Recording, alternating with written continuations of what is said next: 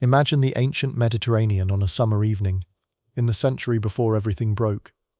Not the sea as it is tonight, not the sea of fishing trawlers and cargo ships and ferry lines blinking their lights between the islands. Imagine the ancient sea, the Bronze Sea, the sea of the second millennium before the Common Era, the sea in the last brilliant afternoon of the Bronze Age, when the water was just as blue and the islands just as gold in the late light, and the wind came in the same direction off the same coast. But everything on the shore was different. Everything was younger and stranger and more dangerous and more alive than the world we have inherited from it. Close your eyes and find it. A galley on the water, its sail filled with the westerly wind, heading east across the deep blue toward a harbour you can just make out on the horizon. A harbour that will resolve, as you draw nearer, into something that takes your breath away. A great city on the Syrian coast, its warehouses stacked with goods from a dozen lands, its streets busy with merchants who speak 4 languages in the same morning, its palace gleaming white above the harbour, where the ships come in from Egypt and from Cyprus, and from the Aegean, and from the tin routes of the distant north. The city is Ugarit, and it stands tonight in the last glowing warmth of its long prosperity, and it does not know, cannot know, that within a generation it will be ash and silence, its warehouses burned, its palace tumbled, its people gone, the whole bright world it represents erased so completely that 3,000 years will pass before anyone even remembers it existed. This is the story of how that happened. This is the story of the Sea Peoples, and to understand it fully, to understand not just the violence but the strangeness and the terror and the lasting mystery of it, you must first understand the world they broke, because the world they broke was extraordinary, and its loss was not simply the fall of a kingdom or the end of a dynasty or any of the ordinary catastrophes that civilizations absorb and recover from. The Bronze Age world of the late second millennium was something rarer and more remarkable than any of those. It was a system, an interconnected web of civilizations, so tightly woven together, so dependent on one another, so bound by the threads of trade and diplomacy and the movement of goods and people and ideas, that when it fell all at once, like a web when the center gives way, every part pulling every other part down, the collapse cascading from Egypt to Anatolia to Mesopotamia to the Aegean in a darkness so complete that centuries would pass before anything like it rose again. And at the center of that collapse, riding the wave of it, driving it forward, or perhaps simply drowning in it themselves, there were the Sea Peoples. We do not know who they were. That, above all, is what makes the story so haunting, so endlessly fascinating, so resistant to any final telling, that the people who brought down one of the great ages of the ancient world remain, even now, after more than a century, of archaeology and scholarship, substantially mysterious, their origins debated, and their identities disputed, their appearance in the historical record so sudden and so violent and so transformative that they seem almost impossible. A catastrophe that arrived from nowhere and left nothing behind but ruin and mystery, and the records of those who tried to stop them. The Egyptians saw them, recorded them, fought them in one of the great battles of the ancient world, and gave us our only real glimpse of them in the stone reliefs and the hieroglyphic inscriptions on the walls of the temples at Medinet Habu, the monument that the pharaoh Ramesses III raised to commemorate his victory over the Great Wave, the inscriptions that have made historians argue and wonder ever since. But even the Egyptian records raise as many questions as they answer, so the story we will follow tonight is not a simple story, not a story with a clear beginning and a known end, and a set cast of characters whose names we can all agree on. It is a story at the edge of knowledge, at the border between history and mystery, at the place where the ancient world gave way to darkness, and what emerged from that darkness was not quite the same world, not quite the same civilization, not quite the same human story that had been unfolding for 1,000 years before. It is a story of the end of an age, and the slow, painful, remarkable beginning of the next. Let the Bronze Sea spread around you in the dark.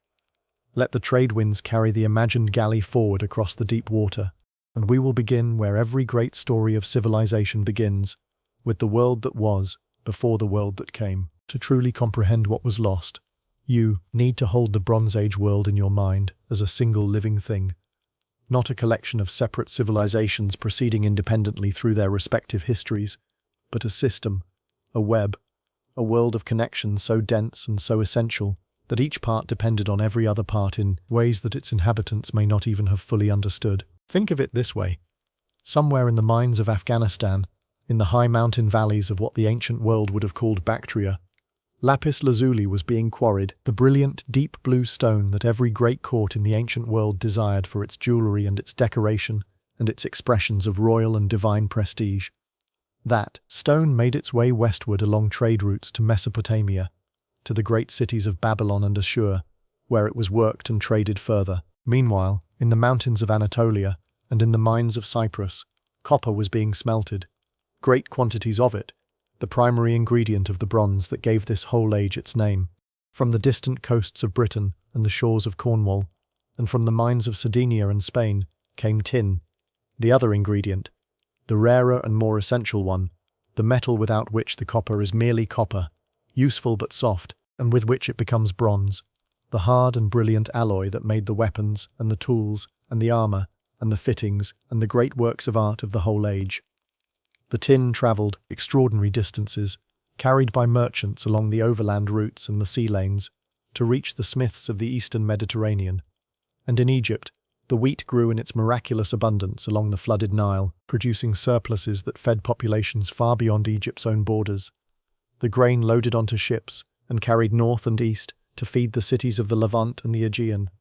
And the timber, the great cedar forests of Lebanon and the wooded slopes of Anatolia and the islands, was felled and shipped to Egypt, where the desert landscape produced almost none of the wood that a great civilization required for its ships and its palaces and its furniture. Every piece of this system depended on every other piece.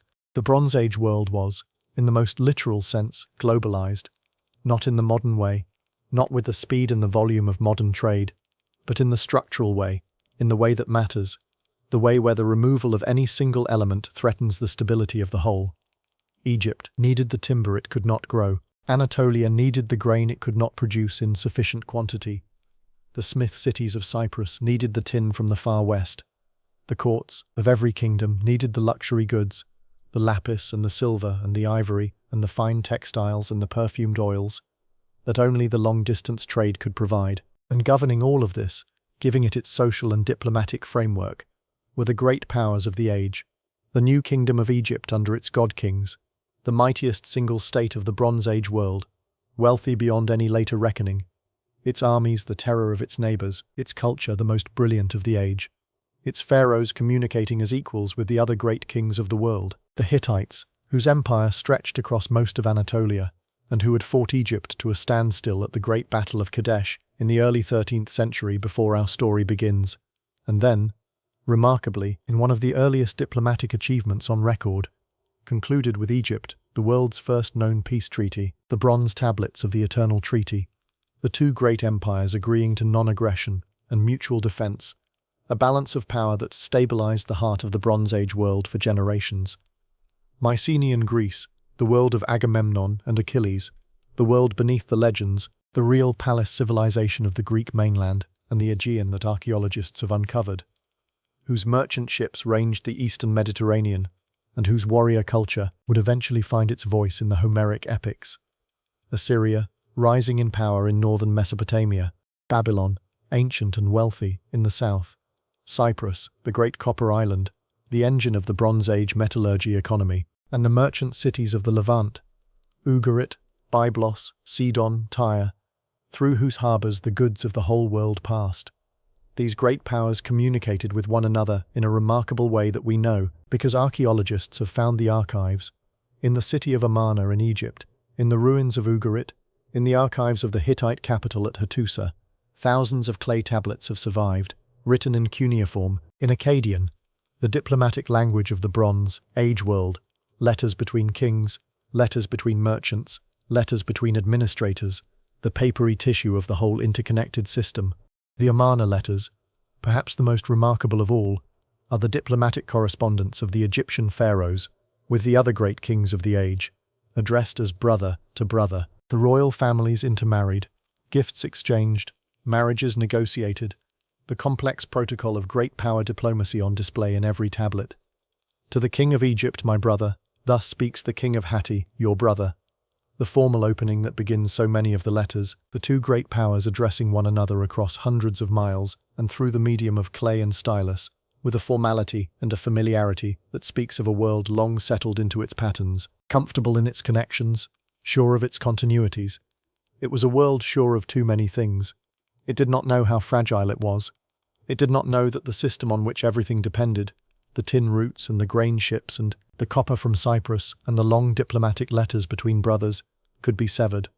It did not know that a web, however strong each individual thread, is only as strong as the space between the threads, and that a force moving through the spaces, a force that hit everywhere at once, could bring the whole thing down before any single part of it could respond. That force was coming, and when the people on the shore finally saw the sails on the horizon, it was already too late. The pharaoh Ramesses III, who ruled Egypt in the early 12th century before the Common Era, was a man who knew he was living through the end of an age. He had watched the world around Egypt dissolve. He had received the desperate letters from his neighbors. He had seen the refugees arriving on his borders, and he had fought, twice at least, and perhaps more, the great wave of peoples moving across the ancient world from some unknown origin, people he recorded in the inscriptions on the walls of his mortuary temple at Medinet Habu, on the west bank of the Nile opposite the city of Thebes, in reliefs and hieroglyphs that are the most detailed record we have of the sea peoples and their assault on the Bronze Age world. The inscriptions are extraordinary, grand and self-congratulatory, as royal Egyptian inscriptions always were. The pharaoh depicted in massive scale smiting his enemies, who cluster small and terrified beneath his raised arm. But within the conventions of the genre, they preserve something real, something specific, something that no other source from the ancient world contains, the actual names of the peoples who came. And those names, preserved in the Egyptian hieroglyphs more than 3,000 years ago, are the starting point of everything. The small handles on which all the scholarship, all the debate, all the archaeology, all the theory hangs. Ramesses III tells us, in one great inscription, what he saw. The foreign countries made a conspiracy in their islands. All at once the lands were on the move, scattered in war. No country could stand before their arms. Hatti was not. Code was not. Carchemish was not. Arzawa was not. Alashia was not. They set up camp in one place in Amor. They desolated its people, and its land was like that which has never come into being. They were coming forward toward Egypt while the flame was prepared before them. Their confederation was the Peliset, Checa, Shekelesh, Denyen, and Weshesh, lands united. 5 names: Peliset, Checa, Shekelesh, Denyen, Weshesh, the confederation of the Great Wave. And in other inscriptions and other campaigns, other names appear. The Ekwesh, the Luka, the Shardana, the Teresh, the Meshwesh, a whole catalogue of peoples, named and depicted, shown in their clothing and their weapons and their characteristic ships, recorded by an Egyptian civilization that was fighting for its life and recording, with the meticulous precision of its scribal tradition, the faces of the enemy. These names are where the scholarship begins and where the arguments never quite end. Because the obvious question, who were these people really behind the Egyptian transliterations of their names, turns out to be one of the most contested questions in all of Bronze Age archaeology, and the debates around it have filled scholarly journals and conference proceedings and books and dissertations for more than a century without reaching final conclusions. But we can say what the best evidence suggests, and we can lay out the landscape of the debate, and you can hold it in your mind as the night deepens and the story unfolds. The Peliset are the most securely identified of all the sea peoples, for a simple reason: their name survived. The Peliset settled, after the Great Migrations, on the southern coast of Canaan, the coastal strip between the hill country of Judah and the Mediterranean, and they gave their name to it. The Peliset became the Philistines, and their land became Philistia, and Philistia became, through the long process of linguistic evolution, Palestine. The Philistines of the Bible, the enemies of Samson, the people of Goliath, the great rivals of early Israel, were the settled descendants of these sea peoples, the Peliset who had come out of the Great Wave and planted themselves on the Levantine coast. Archaeology has confirmed this beyond serious doubt. The distinctive pottery of the Philistine cities of the Iron Age, the characteristic forms and the decorative styles, are clearly connected to Aegean traditions, to the pottery of the Mycenaean world, evidence that the Peliset came, at least in part, from the Greek world, from the Aegean and its islands and its coasts. The Shardana, the great warriors who appear not only as enemies of Egypt but as mercenaries in the Egyptian army itself, the elite fighters who served the pharaohs even as other sea peoples attacked them, are almost certainly connected with Sardinia, the great western Mediterranean island that bears a name astonishingly similar to theirs, the Shekelesh with Sicily, the Equesh perhaps, with the Achaeans, the Greeks of the Mycenaean world, Homer's word for the people who besieged Troy, the Denien with the Danahans, another Homeric name for the Greeks, or perhaps with the tribe of Dan in the Hebrew Bible, which settled on the coast of Canaan, and the Luca, persistent raiders of the Egyptian coastline, known from documents stretching back before the Great Catastrophe, with Lycia, the coastal region of southwestern Anatolia, whose mountains and harbours produced seafarers of great prowess, and whose later historical name preserves, perhaps, the echo of this ancient one. These identifications are not all certain. Some are strongly supported by the evidence. Others are speculative. The Cheka and the Weshesh remain more obscure, but a picture begins to emerge. The Sea Peoples were not a single nation, not a single ethnicity, not a people who came from one place. They were a coalition, a wave, a migration, perhaps driven by the same catastrophe they helped to create, perhaps pushed from their own homelands by some earlier disaster, carrying with them a diversity of origins and languages and traditions, united by their movement, by their violence, by the ships on which they sailed, and the swords with which they fought, by the fact that they arrived together at the edge of the Bronze Age world and broke it, before the Sea Peoples arrive in force, before the great battles on the shore and the mouth of the Nile.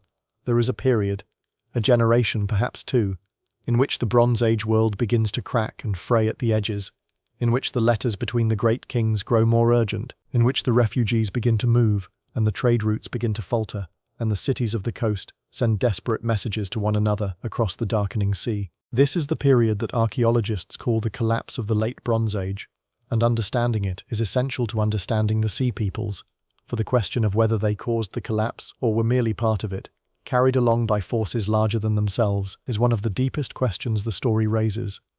The evidence for the collapse is unmistakable and has grown richer with every generation of archaeology. At site after site across the eastern Mediterranean, in Anatolia and the Levant and Cyprus and Greece and the Aegean, archaeologists find, in the layers of the soil that correspond to the late 13th and early 12th centuries before the Common Era, the same thing: destruction, fire, sometimes, abandonment, very often, a sudden absence of the fine goods, the Mycenaean pottery, the Egyptian faience, the Cypriot copper ingots that had marked the prosperous Bronze Age levels below.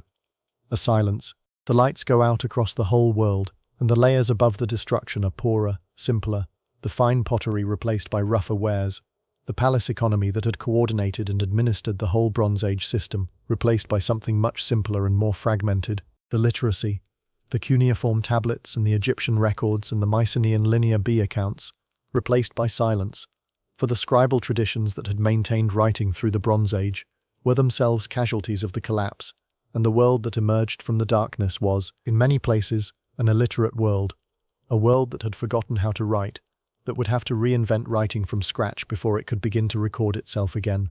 The Hittite Empire, the great Anatolian power that had been Egypt's equal, vanished completely. The capital of Hattusa was burned and abandoned, its massive temples and its great archive of clay tablets left to the slow archaeology of millennia, the whole imperial structure simply ceasing to exist, the Hittite king disappearing from the historical record so abruptly that his final fate is unknown, the empire that had stood for centuries gone in a generation as if it had never been. The Mycenaean palace civilization of Greece collapsed. The great palace complexes at Mycenae and Tiryns and Pylos burned or abandoned.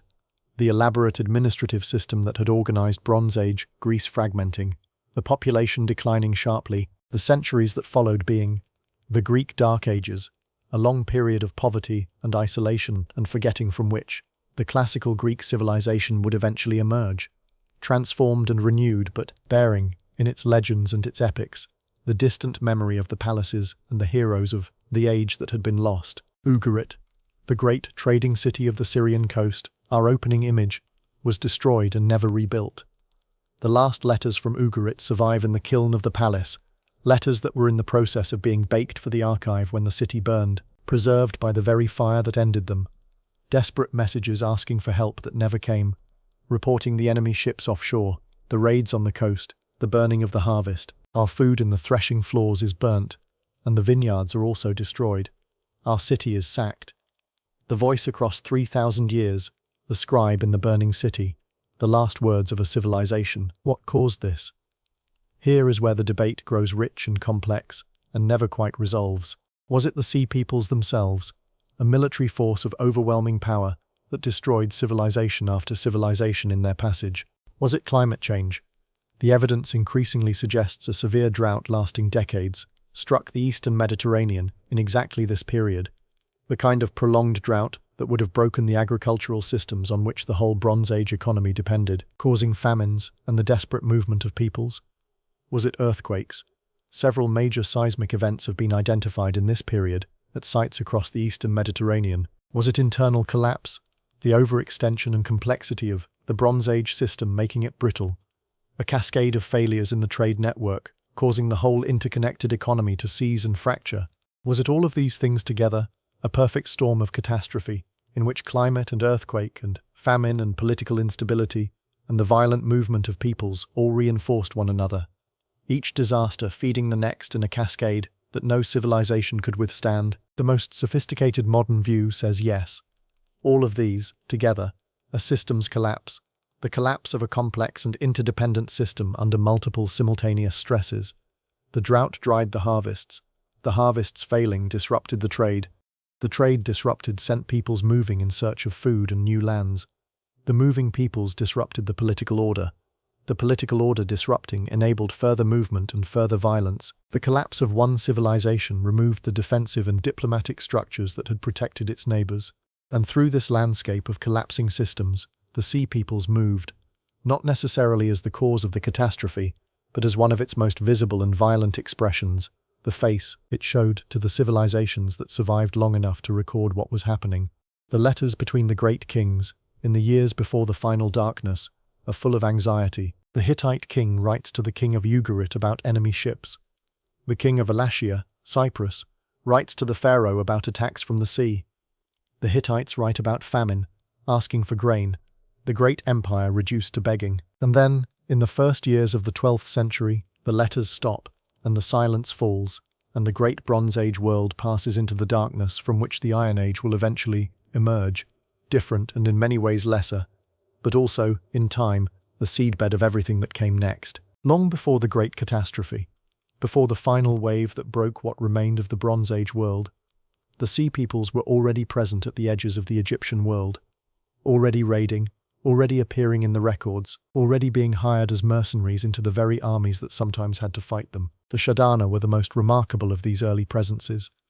They appear in Egyptian records as early as the reign of Ramesses II, the great builder pharaoh who fought the Hittites at Kadesh, and they appear in two contradictory roles, first as raiders who attacked the Nile Delta from the sea, requiring Egyptian military response, and then, sometimes seemingly the very same men, or their descendants, their kinsmen, as members of the Egyptian royal guard, the elite mercenary soldiers who stood beside the pharaoh in his great battles, distinguished by their distinctive horned helmets and their round shields, identifiable in the Egyptian wall paintings by their particular equipment and their posture, the foreign warriors in Egyptian service.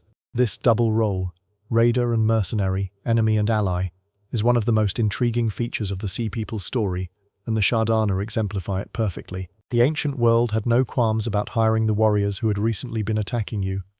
Military ability was military ability, and a warrior who fought well against you would fight well for you if the price was right and the opportunity was offered. The Shardana mercenaries in Egyptian service were valued, trusted, given good weapons and good pay, and they fought with distinction in the great battles. At Kadesh, the massive chariot battle between Egypt and the Hittites, perhaps the largest chariot engagement in history, fought in the Orontes Valley in what is now Syria, Shardana warriors were among the elite troops of Ramesses II's guard, and the Egyptian reliefs show them prominently, the horned helmets marking them out, the foreign soldiers in the service of the god-king. What this tells us is something important about the nature of the Sea Peoples. They were not simply a barbarian horde, not simply a mindless wave of violence. They were people who could be talked to, negotiated with, hired, incorporated. They had military skills that the great civilizations recognized and valued. Some of them, evidently, had no objection to serving the same Egypt they sometimes raided. Or perhaps the raiding and the serving were done by different groups, different clans or communities within the broader Shardana identity, the raiders from some parts and the mercenaries from others, the complex social reality of a people in motion across the Mediterranean world. The Luca, too, appear early in the records, pirates and raiders from the southwestern Anatolian coast, consistently troublesome, consistently appearing in the diplomatic correspondence between Egypt and its neighbours as a problem requiring attention. The Amarna letters complain about the Luca raiding the Elashia coast, Cyprus, and the Egyptian response, and the back and forth of raid and counter-raid that defined the relationship between the settled Bronze Age civilizations and the mobile raiders of the sea. The Luca were not unique in this. Piracy was endemic in the Bronze Age Mediterranean, and the line between trade and raiding was often thin, the same ships and the same men capable of both, depending on the opportunity and the resistance. But they appear consistently enough, and consistently enough in the context of the Anatolian coast, to suggest a real and lasting connection with the region that would later be called Lycia. These early appearances, the Shardana mercenaries, the Luca pirates, the occasional other groups drifting through the records, set the scene for what comes later. The Sea Peoples were not new to the Bronze Age world when the Great Catastrophe came. They had been present at its margins for generations, raiding and trading and serving and wandering, the nomads of the sea in a world of settled kingdoms, the mobile element in a system that was otherwise rooted in its palaces and its cities and its agricultural fields. They were a known phenomenon, an understood if sometimes troubling feature of the world. What changed was scale. What changed was everything. We need to pause here, in the quiet of the night, and talk about what we actually know, the physical evidence, the archaeology, the layers of the soil that speak more clearly in some ways than any text, because the texts all have agendas and the soil does not. The archaeology of the Sea Peoples is one of the richest areas of current research in the ancient world, and what it has revealed in the last few decades has substantially changed and complicated the story, replacing the older picture of a single coherent invasion with something more complex, more interesting, and in some ways more unsettling. The key sites are scattered across the eastern Mediterranean, and each one tells a piece of the story in its own way. Let us walk through them in the night, site by site, layer by layer. At Ugarit, on the Syrian coast, the destruction layer is clear and datable. The city was destroyed around 1185 BCE, the ruins preserving a snapshot of the moment, the unbaked tablets in the kiln, the burned grain in the storehouses, the bodies of those who did not escape. Excavations over the decades have revealed a wealthy, cosmopolitan city, the warehouses full of goods from Egypt and Cyprus, and the Aegean, the palace archive containing texts in 7 languages, including Ugaritic, the distinctive local script that was one of the first alphabets, the precursor of the writing systems that would eventually produce the letters you are reading tonight. And the destruction was sudden and complete. Ugarit was not rebuilt. The harbour that had served as the commercial node of the eastern Mediterranean for centuries was silted over and forgotten, the city a ruin under which the layers accumulated for 3,000 years, until the accidental discovery of a tomb by a Syrian peasant ploughing a field in 1928 opened it to archaeology. At Megiddo, the great fortified city of Canaan, at the foot of the Jezreel Valley, the city whose name would later give us the word Armageddon, so associated with catastrophe was it, even in the ancient mind. The archaeology shows a more gradual and complex transition from the late Bronze Age to the Iron Age, with Egyptian presence continuing into the early 12th century, and then fading, the city eventually becoming Philistine-influenced without the total destruction that obliterated Ugarit. This variability is important. The collapse was not uniform, not equally total everywhere, not simply a wave of fire that moved across the map at a fixed pace. At Ashdod and Ashkelon and Ekron, the great Philistine cities of the southern Levant, the eventual homes of the Peliset, archaeology has found exactly what the theory predicts: a sudden appearance, in the destruction layers or just above them, of a new ceramic tradition, the famous Philistine bichrome ware, pottery decorated in red and black, with characteristic Aegean-derived patterns, the birds and the geometric designs, and the shapes that speak unmistakably of origins in the Mycenaean world and its successors. This is the physical signature of the Peliset, the material evidence that these people came from the Aegean world and brought their material culture with them when they settled on the Levantine coast. And below the Philistine layers, in some of these cities, there are destruction layers, fire and collapse, suggesting that the Philistines did not simply move into an empty landscape, but into a landscape that had been violently disrupted, either by their own violence or by the general catastrophe that was already underway. At Hattusa, the Hittite capital in central Anatolia, the archaeology shows a planned abandonment in some areas and fire in others, the population apparently leaving before the final destruction, taking what they could carry, leaving behind the clay tablets in the archive that would be discovered by archaeologists 4,000 years later. The great temple district shows fire. The palaces show both fire and abandonment. But who did the burning? The Sea Peoples, Unternal rebels, the Kaskians, the troublesome northern neighbours who had always raided the Hittite borderlands? The archaeological record does not say, and the Hittite records, so informative for earlier periods, simply stop. The last king disappearing from history without a successor named. The empire that had been one of the great powers of the Bronze Age world gone as if a hand had wiped it from the map. On Cyprus, Alatia, the copper island, the economic engine of the Bronze Age metallurgy trade, the destruction is severe and widespread. Almost every major Bronze Age city on the island was destroyed in this period, some of them never rebuilt. The great copper working centres, the cities that had transformed the raw material of the island's mines into the trade goods that supplied the weapons and the tools of the whole Bronze Age world, were burned and abandoned. Cyprus had been wealthy beyond most places. The island had profited enormously from its central role in the Bronze Age trade system. Its copper, a commodity that every civilization in the world needed. Its merchants prosperous, its cities cosmopolitan. And then it burned, and the trade stopped, and the Bronze Age ended on Cyprus as it ended everywhere. In Greece, in the Ugarit and in Messenia and in Boeotia, in all the palace centres of Mycenaean civilization, the destruction is equally clear. Pylos burned at the end of the 13th century before the Common Era, the palace consumed by fire so intense that it baked the clay tablets in the archive, the Linear B tablets that would be excavated by Carl Blagan in the 1950s, and that would prove to be, when eventually deciphered, inventories and records and lists of offerings, the bureaucratic apparatus of a palace economy suddenly preserved by the fire that ended it. The tablets from the very last period before the destruction record preparations for a military emergency, oarsmen being sent to coastal lookout posts, bronze being collected from the sanctuaries to make weapons, a coast watch being set. Pylos knew something was coming. Pylos burned anyway, and no later palace was ever built on the same site. The Mycenaean palace civilization that had flourished for centuries simply ceased, and the centuries that followed were the Greek Dark Ages, centuries of reduced population and simpler material culture and silence, out of which, eventually, the classical Greeks would emerge, bearing in their epics the faint and transformed memory of the world that had been lost. And now we come to the one great power that survived, the one place where the wave broke and did not overwhelm, where the records continue, where the story can be told in something approaching the full voice of a civilization that lived through the catastrophe and recorded what it saw. Egypt stood, damaged, diminished, changed, but standing, the Nile still flooding and the temples still functioning, and the pharaoh still reigning, the scribal tradition still producing its documents, the stoneworkers still carving their reliefs. Egypt is our window onto the great catastrophe, and the window opens most clearly at Medinet Habu.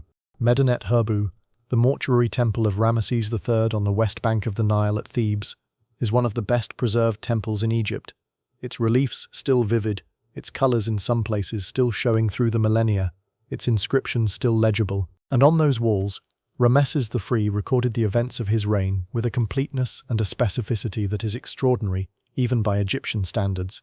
The wars, the victories, the great confrontations, the faces of the enemies who came from the north and from the sea and from the west, all of it carved in stone and painted, the pharaoh's propaganda and the historian's evidence simultaneously, the record of a world in crisis preserved by the very civilization that was trying to survive the crisis. Ramesses III came to the throne under difficult circumstances. His predecessor, Setnakte, had stabilized Egypt after a period of internal disorder, but the external situation was already alarming. The great empires to the north and east were falling. The Hittites were gone. The cities of the Levant were burning. The letters had stopped. And from the north, from some unknown place beyond the sea, the great wave was coming. It came in two phases that Ramesses recorded as separate campaigns, a land and sea assault in his year 5, and then the great combined assault of year 8, the one that gave the Sea Peoples their enduring place in history. The Year 5 campaign involved an attack by a coalition described as the Libyan peoples and their allies, including some of the Sea Peoples groups from the west. Ramesses defeated them, and the relief at Medinet Habu shows the standard Egyptian victory scene. The pharaoh in his chariot, the enemies fleeing and falling, the counting of the dead hands and the prisoners. The victory was real enough, but it was a preliminary. The great test was still coming. Year 8. The inscriptions tell us what happened with unusual specificity and with an urgency that breaks through even the ritual conventions of Egyptian royal proclamation. Those who reached my frontier, their seed is not. Their hearts and their souls are finished forever and ever.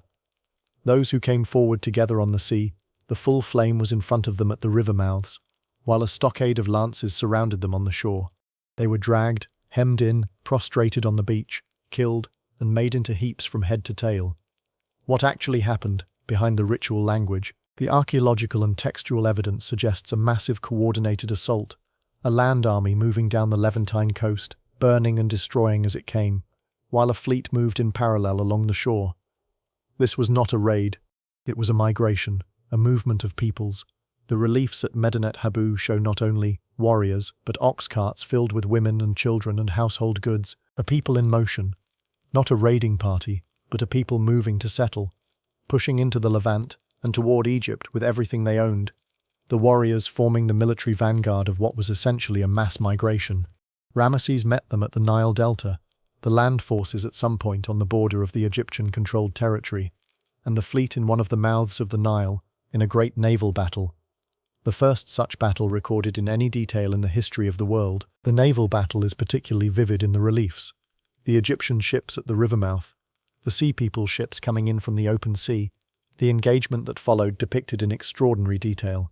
The Egyptian archers in their ships shooting at the enemy vessels, the Sea People's warriors armed with distinctive weapons and wearing distinctive headgear, the great tangle of ships and fighting men in the water, the prisoners being hauled up by the hair, the Egyptian victory assured by the intervention of the pharaoh himself, who is shown dominating the scene from the shore, directing the battle, the divine king ensuring his people's survival. The victory was real. Egypt was not overrun. The Sea People's wave broke at the Nile, and the survivors were captured or dispersed, and Ramesses III had the whole thing carved in stone, so that the gods and posterity would know of his achievement. Egypt endured, diminished but alive, the one great power of the Bronze Age world that had held the line.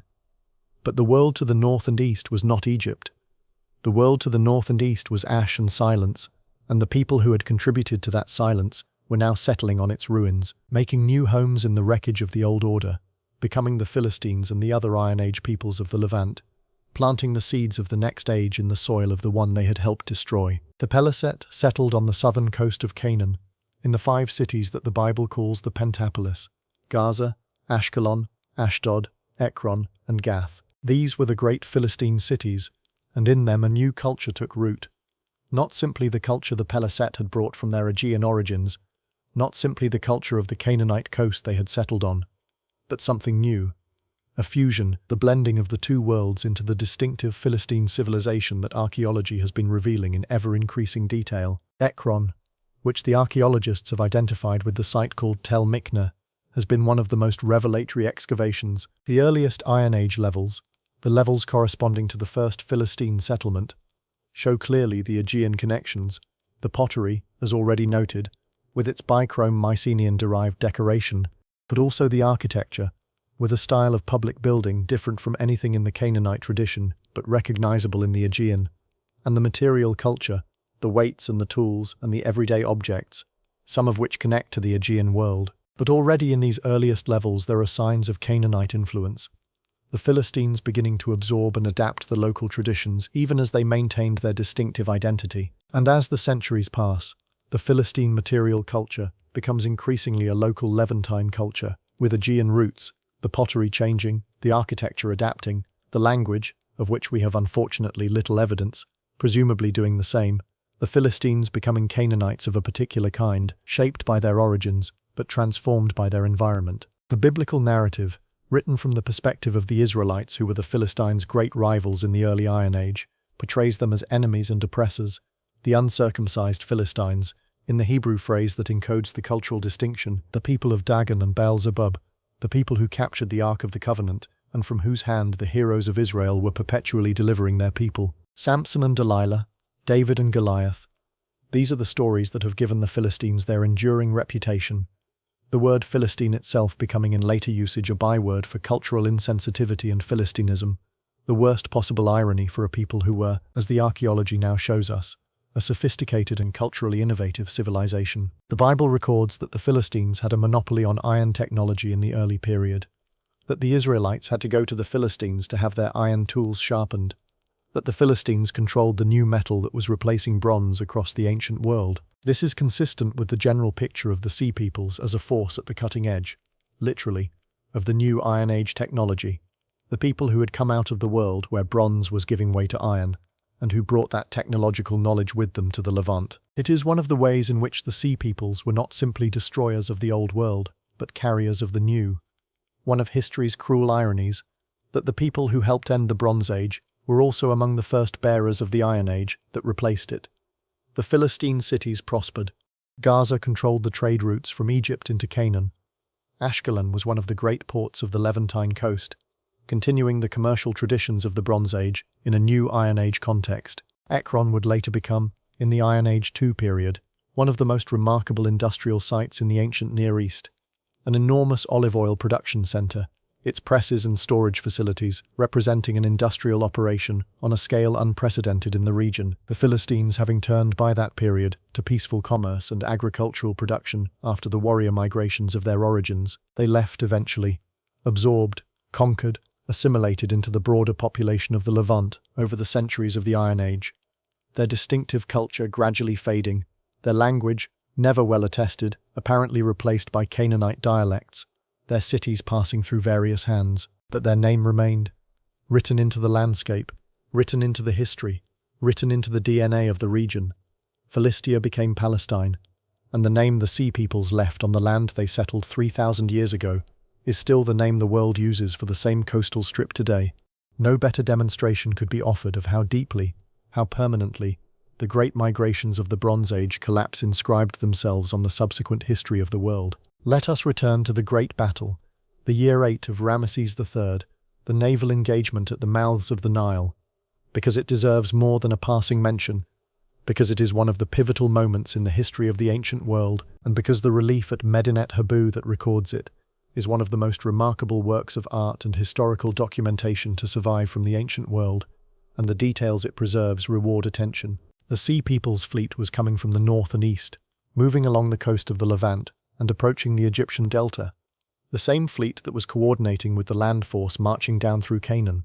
Ramesses had time to prepare. The land battle may have come first, or the intelligence from the refugees and the scouts may have given him warning, and he prepared well. He positioned his fleet at one of the river mouths, the Egyptian ships anchored in a line across the mouth of the river, with archers and soldiers positioned on the shore on both sides to provide flanking fire. It was a trap. The Sea Peoples' ships were different from the Egyptian vessels. The Egyptian warships of this period were oar-powered and relatively low, designed for the Nile and the coastal waters, carrying archers and soldiers but not built as ram vessels. The Sea Peoples' ships were higher, sail-driven ocean-going vessels, the same ships that had carried their people across the Mediterranean, vessels designed for the open sea rather than the river. They carried warriors, the Sea Peoples' infantrymen, who are so vividly depicted in the reliefs, with their distinctive features, the feathered headdresses of the Peliset and their colleagues, the horned helmets of other groups, the round shields and the long straight swords, the spears and the javelins, the equipment of warriors who had been fighting across the Mediterranean world. The battle relief at Medinet Habu is the most detailed representation of a naval battle from the entire ancient world. The artist, or artists, who carved it, must have worked from descriptions of the engagement, possibly from soldiers who had been there, possibly from official reports, possibly from the pharaoh's own account. The result is a scene of extraordinary dynamism and detail. The Egyptian ships at the river mouth, archers standing upright in them with bows drawn. The Sea Peoples' vessels coming in, their sails furled or partly furled, the warriors on deck, the tangle of the engagement, ships grappling, men falling into the water, the dead floating, the Egyptian archers on the shore firing into the enemy fleet, and above it all, dominating the scene in the traditional colossal scale of Egyptian royal art, the figure of Ramesses himself on the bank, directing the battle, his bow drawn, the divine king ensuring his people's survival through his personal intervention. The Egyptian text celebrates a total victory, tens of thousands of the enemy killed or captured, the sea stained with blood, the threat decisively ended. Allowances must be made for the conventions of royal proclamation. Egyptian victories in royal texts were always total, and the enemy always innumerable. But the basic fact of an Egyptian victory seems secure. The Sea People's assault on Egypt was defeated, and Egypt survived. The prisoners taken in the battle are shown in the reliefs being paraded before the pharaoh, their hands and heads counted. The standard accounting of the Egyptian war machine. Among them are identifiable representatives of the various Sea Peoples groups, their distinctive headgear marking them. The evidence of a genuinely diverse coalition captured and presented to the God King. Some of the prisoners, after the battle, were incorporated into the Egyptian military, the pattern of the Shardana repeated, the enemy warriors becoming Egyptian soldiers, the defeated becoming the defenders. Others were settled in Egypt or on the Egyptian-controlled coast of Canaan, used as laborers or as garrison troops. Their violent entry into the Egyptian world transformed into a subordinate place within it. The Sea Peoples who had come to overwhelm Egypt ended up, in some cases, as servants of the Egyptian state. Another of the deep ironies that thread through this whole story. Ramesses III fought at least one more campaign against the Sea Peoples or their allies in subsequent years, and the temple at Medinet Habu records several military ventures against the Libyans and others across his long reign. The overall picture is of an Egypt under sustained pressure from multiple directions throughout his tenure. The great power holding on, winning its battles, but no longer the unchallenged colossus of the Bronze Age. The world around it transformed beyond recognition, the empire to the north gone, and the trading cities of the Levant gone, and the whole Bronze Age system that had made Egypt so wealthy and so powerful gone with them. Egypt survived the collapse of the Bronze Age, but it survived changed, reduced in reach and in wealth, and in the elaborate connections to the wider world that had characterized the late Bronze Age at its height. The Egypt of the Iron Age was a smaller, more inward-looking world than the Egypt of Ramesses II and Amenhotep III, and the great age of the Amarna letters. The question that has haunted the scholarship since the first modern scholars read the Medinet Habu inscriptions: where did the Sea Peoples come from? Not just the general answer, the Aegean perhaps, the Western Mediterranean, some coastlands we cannot precisely identify, but the specific answer. What made them move? What set them in motion? What happened in their homelands that sent so many people, armed and carrying their families and their household goods, pouring toward the edge of the Bronze Age world? There are several theories, and they are not mutually exclusive. The truth is probably some combination of them. The first and oldest theory is simple conquest. The Sea Peoples were a military force, a warrior people from the margins of the Mediterranean world, who invaded the Bronze Age civilizations in search of plunder and land. This view, common in 19th century scholarship, and still held in some quarters, sees them essentially as barbarian invaders, the kind of mobile warrior culture that has periodically disrupted settled civilizations throughout history. The Huns and the Mongols and the Vikings all provide later analogies. In this view, the collapse of the Bronze Age is largely explained by the Sea Peoples' violence, and their origins are less important than their military effectiveness. The second theory, which has gained increasing support as the evidence for climate change in this period has accumulated, is that the Sea Peoples were themselves refugees, people displaced from their own homelands by the same catastrophic drought and agricultural failure that was already stressing the Bronze Age world. In this view, the Great Migrations were not conquests, but desperate mass movements, populations pushed from lands that could no longer feed them, seeking new land and new resources, carrying their violence not out of aggression, but out of necessity. Starving peoples make desperate warriors.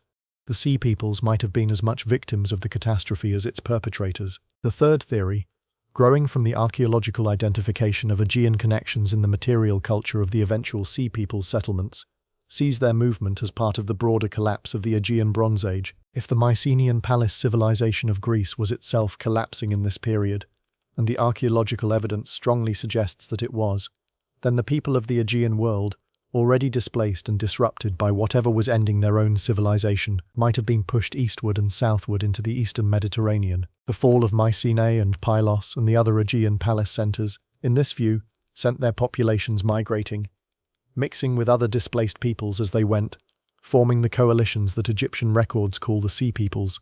The fourth theory, emphasizes the complexity of the movement and the diversity of its participants. Rather than a single origin and a single cause, this view sees the Sea Peoples as a snowball phenomenon, a movement that began perhaps with some relatively small initial displacement, a single people or group pushed from their homeland, and that accumulated mass and momentum as it moved, other displaced peoples joining as it passed through their regions. The movement feeding on the collapse it helped to create, growing as it destroyed, so that by the time it reached Egypt, it was genuinely massive and genuinely diverse, a true coalition of peoples from across the northern and western Mediterranean, all set in motion by the general catastrophe that was ending the Bronze Age world. The evidence most strongly favors some version of this last view, a complex, multi-causal movement of diverse peoples, driven by a combination of climate stress and political collapse and the cascade of displacement that followed from both, gathering momentum as it swept through the eastern Mediterranean, and transforming, by the time it reached Egypt, into the great wave that Ramesses III faced and recorded. What is most striking about this view, and most poignant, is its implication that the Sea Peoples were not simply destroyers but also victims, not simply the hammer that broke the Bronze Age world, but also people who were themselves broken by whatever broke it, people in desperate motion through a world that was collapsing around them, seeking somewhere to settle, somewhere to be safe, somewhere to survive. The warriors in the Medinet Habu reliefs, fierce and foreign and threatening, were also people who had travelled enormous distances with their families, who were looking for a home in a world that was running out of places to go. The tragedy of the Bronze Age collapse was not simply what the Sea Peoples did to the civilizations they encountered. It was the whole system failing, everyone suffering, the violence and the migration, a symptom of a catastrophe that had no single cause and no single villain. 3,000 years after the events, after more than a century of archaeology and scholarship, significant mysteries remain, and this is part of what makes the Sea Peoples so endlessly fascinating, so resistant to the neat resolution that historical narratives usually seek. Let us name the mysteries, sit with them, let them inhabit the quiet dark of the night alongside the facts. The mystery of writing. The Sea Peoples left no written records that we have found. The peoples who disrupted, displaced, or ended every literate civilization in the eastern Mediterranean. The Hittites with their cuneiform and their hieroglyphic Luwian, Ugarit with its alphabet, the Mycenaeans with their Linear B, the elaborate Egyptian administrative system, left, themselves, nothing written, or nothing that has survived. We see them entirely through the eyes of those who fought them, primarily the Egyptians. We do not hear their own voices, do not know how they described themselves or their journey or their purpose, do not know the names they gave to themselves, rather than the names the Egyptians gave to them. This silence is profound, and, perhaps permanent. The absence of written sources for the Sea Peoples themselves may simply reflect the historical reality that they came from, or ended up in societies that did not write, that existed in the gap between the literacy of the Bronze Age they helped end, and the literacy of the Iron Age that eventually emerged. But it means that we must always see them, to some extent, through a glass darkly, the record of the defeated speaking, and the conquerors silent. The mystery of the Denyen. This group, mentioned in the Egyptian records among the Sea Peoples Confederation, has been identified variously with the Danaans of Homer, with the tribe of Dan in the Hebrew Bible, and with the later inhabitants of Edena on the southern coast of Anatolia. The connections are suggestive. The name is strikingly similar across these very different sources, but none of the identifications is certain, and the question of who the Denyen were, and where they came from, and what happened to them remains open. If they were indeed connected to the Greek Danaans, it would suggest a direct link between the Bronze Age collapse and the Homeric world. The Danaans of Troy somehow related to the Sea Peoples who were attacking Egypt at roughly the same time as the traditional date of the Trojan War. The mystery of Troy. The Trojan War. The great legendary conflict that Homer made the central myth of the Greek world, was set in exactly this period, in the late 13th century before the Common Era, at the moment when the Bronze Age was ending. The excavation of the site traditionally identified with Troy, at Heiselik in northwestern Anatolia, has revealed a destruction layer, Troy Sevenda, in the archaeological terminology, that dates to roughly this period, and that shows signs of fire and violence. Was the Trojan War real? Was it part of the Great Bronze Age collapse? Were the Greeks who sacked Troy connected to the Sea Peoples movement? Or were they the Mycenaean Greeks before the Mycenaean collapse, the last act of Bronze Age civilization rather than the first act of the catastrophe? The questions cannot be definitively answered, but they hover over the whole story. The greatest legend of the ancient world possibly shadowing the same events that the Medinet Habu reliefs record from the Egyptian side. The mystery of the collapse sequence. We know that the great Bronze Age civilizations fell, but the precise sequence and the precise causes at each site remain debated. At some sites, the evidence points clearly to violent destruction. At others, it points to gradual abandonment. At still others, the picture is unclear, or the evidence too sparse to be certain. The overall collapse was real and devastating, but the local stories were probably as varied as the local circumstances, and the tidy narrative of the sea peoples sweeping through the eastern Mediterranean destroying everything in their path probably oversimplifies a much more complex reality. Some places the sea peoples destroyed, others the drought destroyed, others were abandoned in panic at the news of what was coming, others managed, perhaps, some more gradual transition. The variety is part of the truth, and the variety resists the single narrative that makes for a satisfying story. The mystery of why Egypt survived. This is perhaps the most interesting question of all. Given that every other major Bronze Age power fell, why did Egypt stand? The Hittites fell, and Ugarit fell, and Mycenae fell, and Cyprus burned, but Egypt survived, diminished but intact. Was it the geography, the desert on either side of the Nile providing natural defenses that the sea peoples had to breach to attack the heartland, the delta serving as a killing ground that the enemy had to cross under fire? Was it the political stability? Egypt, despite occasional periods of internal disorder, maintaining a stronger central government than any of its neighbors, the pharaonic institution deep-rooted enough to survive the pressure. Was it the military advantage? The Egyptian army, with its chariots and its professional soldiers and its Shardana mercenaries, better prepared and better organized than the forces of the other great powers? Was it simply luck? The combination of circumstances that happened, in Egypt's case, to be just barely sufficient, where in every other case they were not. All of these factors probably contributed, and the question of why Egypt survived when nothing else did is a question about resilience and fragility, about what makes civilizations robust enough to absorb catastrophe, and what makes them brittle enough to shatter under it, a question with obvious resonance for every subsequent civilization, including our own. Out of the darkness of the late Bronze Age collapse, slowly, painfully, unevenly, something new began to grow. The Iron Age, the age of iron tools and iron weapons that would characterize the first millennium before the Common Era, emerged from the wreckage of the Bronze Age world, and in its emergence the peoples who had been part of the collapse, including the sea peoples and their descendants, played a central role. Iron was not new in this period. It had been known and used, in small quantities for centuries before the collapse, primarily for jewelry and prestige objects. The metal too difficult to smelt in quantity to be economically useful. But in the period of the collapse and immediately after, iron technology seems to have advanced rapidly, spreading across the eastern Mediterranean and producing, within a few generations, the iron tools and weapons that would eventually replace bronze almost entirely. The reasons for this transition are debated. Was it the disruption of the tin trade, which made bronze harder to produce and thus encouraged the search for alternatives? Was it a genuine technological breakthrough in iron smelting?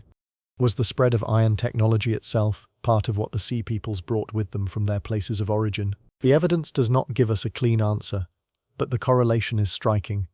The people associated with the collapse were also among the first peoples of the Iron Age, and the Iron Age spread from the ruins of the Bronze Age world. The other great development of the early Iron Age, deeply connected to the legacy of the Bronze Age collapse, was the spread of alphabetic writing.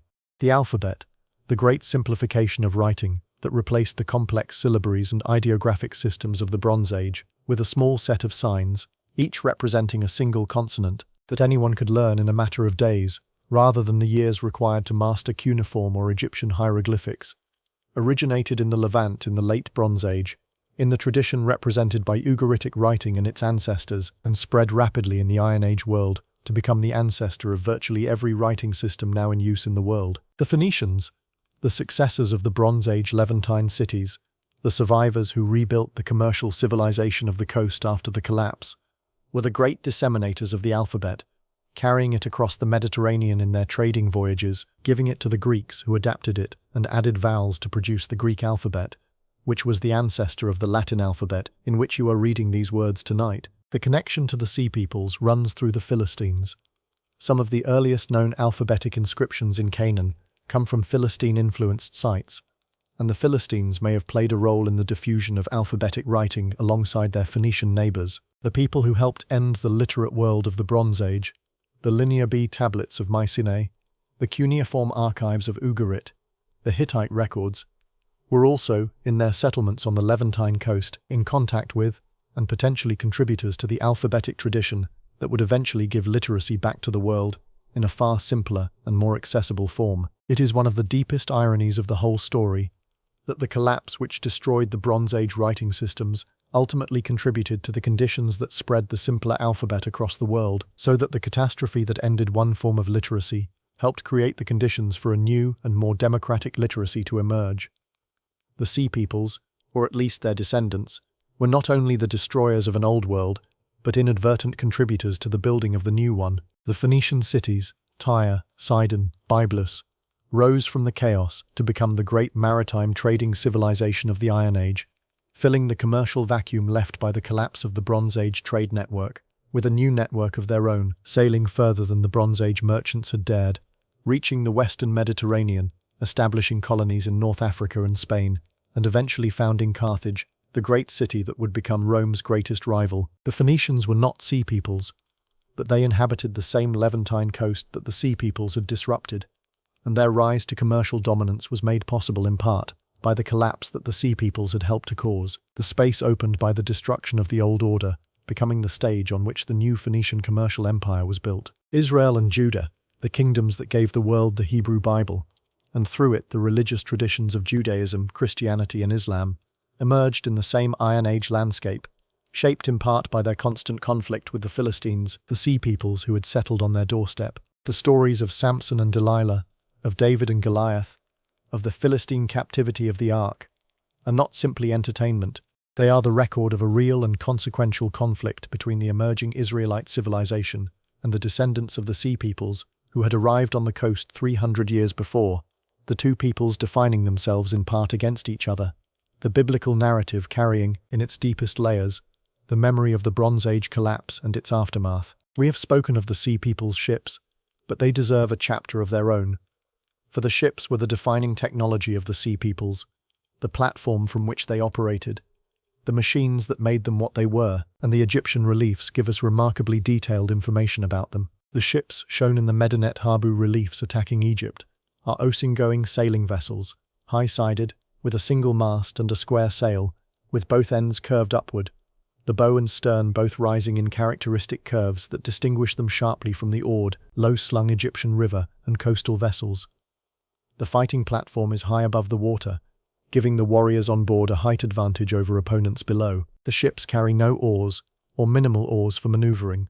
They are wind-powered, designed for the open sea, vessels built for crossing the Mediterranean rather than hugging the coast or navigating rivers. These features, the high sides, the single sail, the curved bow and stern, match the ships known from other Bronze Age Mediterranean sources, the vessels depicted in Aegean art and in the Cypriot and Levantine archaeological record. They are the ships of the Bronze Age Mediterranean, the technology that had knit the Bronze Age world together across the sea lanes, the same kind of vessel that had carried the copper of Cyprus and the tin of the distant west and the grain of Egypt across the blue water for centuries. The Sea Peoples used the same ships that had enabled Bronze Age commerce, another indication that they were not outsiders to the Bronze Age world, but participants in it.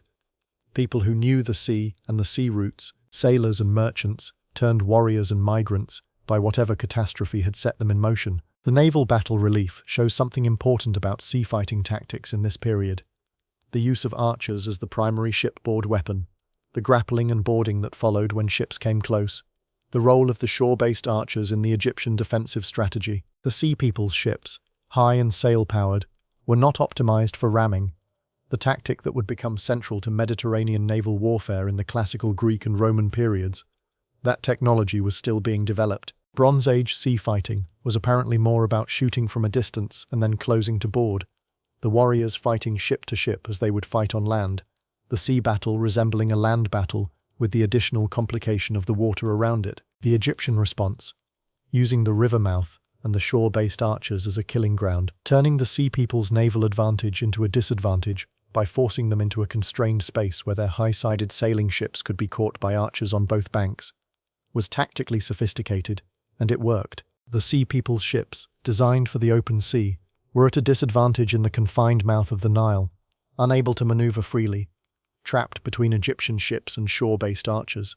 The battle, as described in the inscriptions, suggests a rout, the Sea People's fleet destroyed or scattered, the prisoners taken in large numbers, the threat decisively ended. The ships of the Sea Peoples are the ships of the Bronze Age, and their story is, in part, a maritime story. The story of the sea as the great connector and the great highway of the ancient Mediterranean world, the medium through which people and goods and ideas and violence all moved with equal ease. The sea that made the Bronze Age world and the sea across which the forces of its ending came. There is something deeply appropriate about the fact that the civilizational collapse of the Bronze Age, which had been built on maritime trade and maritime connection, should have come, at least in part, from the sea. Let us slow down and listen, in the quiet of the night, to some of the individual voices that survive from the great catastrophe, the specific documents, the particular human moments preserved in the clay and the stone, that make the abstract history suddenly personal and immediate. The letter from the king of Elashia to the pharaoh, written in the period of crisis. My father, know that the ships of the enemy have come and have set fire to my cities and have caused great damage in the country. Does not my father know that all my troops and chariots are in the Hittite country and all my ships are in Luca country? They have not arrived back yet, and so the country is left to itself. My father, consider what 7 enemy ships have done to me. Now, behold, if there are any more enemy ships, let my father send me word so that I can know. 7 ships. Not a great fleet, but 7 ships, and they had set fire to cities and caused great damage. The king of an island that was one of the industrial engines of the Bronze Age world, the island whose copper had supplied every smithy in the eastern Mediterranean, was writing to the pharaoh in fear and bewilderment, his army away on campaign, his fleet absent, his cities burning from the raids of a force small enough to count. It is a human document, the voice of a king in trouble, the formal diplomatic language barely covering the urgency, and it was written, we think, not long before Elashia itself was destroyed. The cities that were burning reduced to permanent ruins, the copper trade that had defined the island's wealth cut off, the last letter from Ugarit, or one of the last. When your messenger arrived, the army was humiliated, and the city was sacked. Our food in the threshing floors is burnt, and the vineyards were also destroyed. Our city is sacked. May you know it. May you know it. The repetition. May you know it. May you know it. Is not a scribal error or a translation artifact. It is in the original Ugaritic. It is the voice of a person under extreme stress, writing to someone who might help, unable to stop writing the fact that seemed most essential to communicate. That the city was sacked, that this was happening, that it was real. The scribe in the burning city, the letter perhaps never sent, preserved by the fire that ended everything, speaking across 3,000 years in the doubled cry of a person who needs someone else to know what is happening. From the Hittite records, a letter to the king of Ugarit, itself found in the ruins of Ugarit. What you have written to me, ships of the enemy have been seen at sea. Well, you must remain firm. Indeed, for your part, where are your troops, your chariots stationed? Are they not stationed near you? No? Behind the enemy who press upon you. Surround your towns with walls. Enter into the walls yourself. Do not go out to them. Beware, beware. The urgency is palpable. The Hittite king, himself under enormous pressure from every direction, trying to advise the king of Ugarit, counseling him to stay behind his walls and not be drawn out. Whether the advice came in time, whether it was followed, we do not know. Ugarit burned, these fragments of voice, these human moments preserved in the clay. They put flesh on the abstraction of the Bronze Age collapse.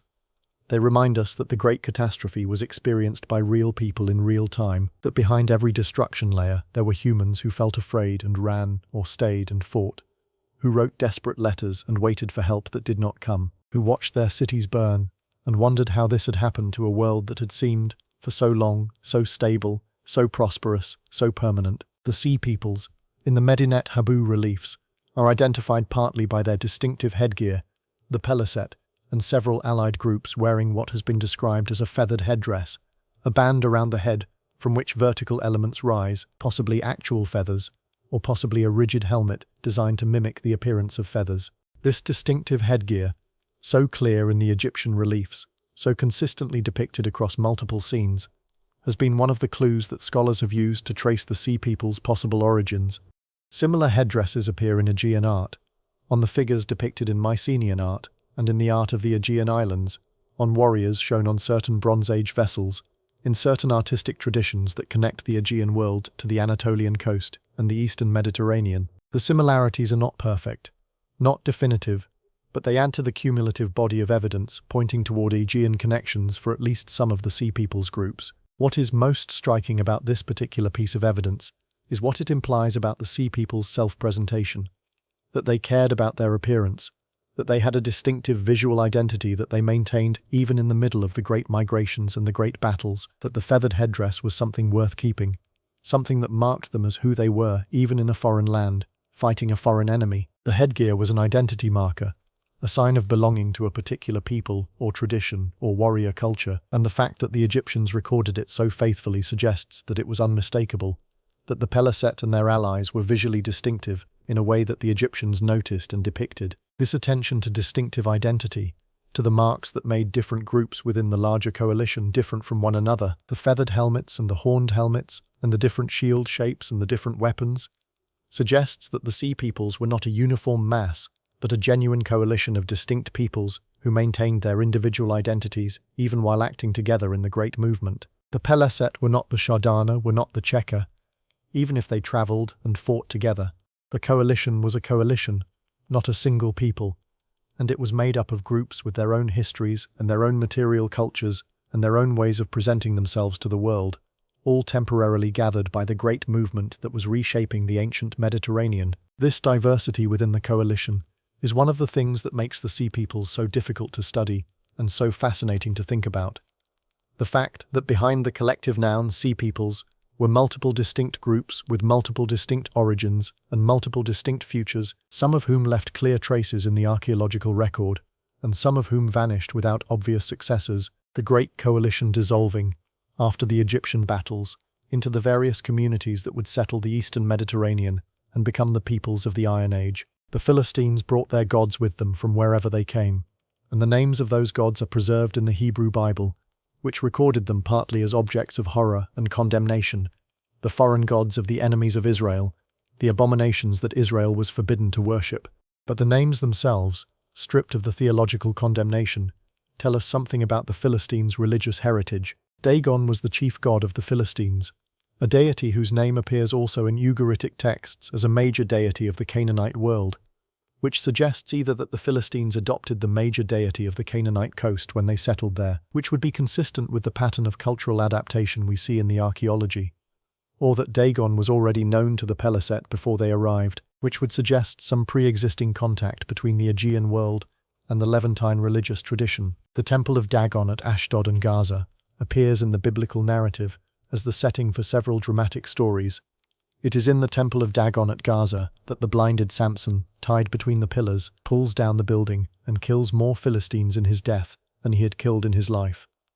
The story preserves a folk memory, perhaps, of the real religious and political centrality of the Dagon temple to the Philistine cities. Astaroth, Astarte, the great goddess of the Canaanite world, the deity of love and war whose worship the Hebrew Bible repeatedly condemns, also appears as a Philistine deity, again suggesting the degree to which the Philistines absorbed the religious traditions of the Levantine world they had settled in, even while maintaining some of their distinctive identity. And Baal-zebub, the lord of the flies, associated with the Philistine city of Ekron in the biblical narrative, is a name that has echoed through the centuries in the demonology of the Western tradition.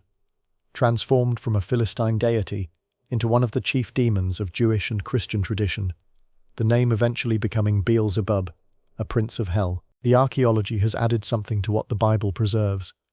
At several Philistine sites, a distinctive type of small female figurine has been found, different in style from both the Canaanite figurine tradition and from the Mycenaean figurines of the Aegean, something in between, or something new, possibly a distinctive Philistine religious object, possibly representing a Philistine goddess, or a Philistine form of an Aegean deity, the material expression of a religious tradition that was neither entirely Canaanite nor entirely Aegean, but something hybrid, something new, the religion of a people who had come from one world and settled in another and made something new at the intersection. The religious life of the Philistines like their pottery and their architecture and their language, was a process of transformation. The traditions they brought from their Aegean origins meeting the traditions of the Levantine coast they had settled on, producing something that was recognizably neither one nor the other. The fusion that is always the product of the meeting of worlds. It is, in miniature, the story of what the Bronze Age collapse produced everywhere. Not simply destruction, not simply replacement, but transformation. The mixing of peoples and traditions that produced the Iron Age world, different from what had come before, but containing, within itself, the seeds of much of what came after. 3,000 years after the Bronze Age collapse, the shadow of the Sea Peoples falls across the modern world in ways that are both visible and invisible, both obvious and surprising. Let us trace some of those shadows before the night grows too late. The most visible shadow is the name Palestine, the name that has been at the center of world affairs for a century now, the name of a land, a people, a cause, a conflict. That name comes from the Peliset, from the Bronze Age migrants who came out of the Aegean world and settled on the Levantine coast after the battles with Ramesses III, who became the Philistines, who gave their name to their land, whose land became Palestine through 3,000 years of linguistic evolution. The land called Palestine today is the land of the ancient Philistines, and the Philistines were Sea Peoples, and the Sea Peoples were Bronze Age migrants, set in motion by the same forces of climate and political collapse and desperate migration that the modern world is grappling with in its own way. The ancient and the modern are connected by the name, the same strip of coastal land bearing the name the Bronze Age migrants left on it. The land itself unchanged, even as the peoples and the powers above it have come and gone across the millennia. The shadow of the Sea Peoples falls also on the Bible, on the narrative of the Hebrew scriptures that is foundational to three of the world's major religions. The Philistines are everywhere in the Hebrew Bible, and the Israelite story is in significant part defined against and in response to the Philistine presence. The great heroes of early Israel, Samson, Samuel, Saul, David, all have their defining moments in relation to the Philistines, and the emergence of the Israelite monarchy itself is, according to the biblical narrative, partly a response to the Philistine threat, the people coming to the prophet Samuel and asking for a king to lead them against the Philistines, the Philistine challenge catalyzing the formation of the Israelite state. If the Philistines had not settled on the coast of Canaan 3 centuries before, if the Sea Peoples had not come out of the Bronze Age collapse and planted themselves on the Levantine shore, the history of early Israel, and through it the history of Judaism and Christianity and Islam, might have unfolded very differently. The shadow falls on Homer and on the Greek literary tradition. The Trojan War, if it happened at all, happened in the context of the Bronze Age collapse, a late Mycenaean raid or war or migration, set in the last generation of the Palace civilization, preserved in oral tradition through the Greek Dark Ages that followed the collapse, and eventually written down in Homer's epics. The heroes of the Iliad and the Odyssey are, in their historical, if not their mythological reality, the people of the late Bronze Age, the last generation before the darkness, and the story of Odysseus's wanderings, the great voyage across the Mediterranean, the encounters with strange peoples and monsters on the islands and the coasts, may preserve, in its legendary form, some trace of the Bronze Age sea-going world and its disruption, the heroic tradition carrying forward, transformed beyond recognition, some faint memory of the seafaring people of the collapse. The shadow falls on the alphabet and on writing itself. The connection between the Bronze Age collapse, the Philistines, the Phoenicians, and the spread of the alphabet that eventually produced the letters of every modern Western language is real and documented. The catastrophe that destroyed the Bronze Age writing systems contributed to the conditions in which alphabetic writing spread and simplified and became the basis of mass literacy, the most consequential technological development in the history of human communication, the foundation of virtually everything that followed. The Sea Peoples, in their destruction and their settlement and their role in the chaotic Iron Age that followed, were part of the story of how the world learnt to write in the way it still writes today. As the night deepens and the story draws toward its close, it is worth sitting with the largest question that the Bronze Age collapse and the Sea Peoples raise, the question that lies beneath all the specific debates about origins and identifications and causes, the question that makes this particular story more than a specialist puzzle for archaeologists, and more than a curious footnote to ancient history, the question of how civilizations fall. The Bronze Age collapse was not unique in being a catastrophic civilizational failure.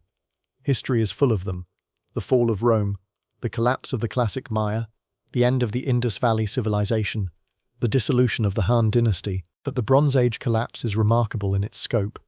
The near-simultaneous fall of every major civilization across a vast, interconnected region, and in the completeness of the darkness that followed, the centuries of reduced population and material poverty and lost literacy that mark the transition from the Bronze Age to the Iron Age. It is the most total and most comprehensive collapse of a connected civilization that the historical and archaeological record preserves, and because it is so total and so well documented, it has become a kind of case study, a warning, a mirror in which modern observers cannot help but see their own situation reflected. The Bronze Age world was deeply interconnected, dependent on long-distance trade and complex supply chains, governed by a system of great powers whose diplomacy maintained a precarious stability, operating at the edge of what its agriculture and its technology could sustain, vulnerable to climate stress and political disruption in ways its inhabitants did not fully understand.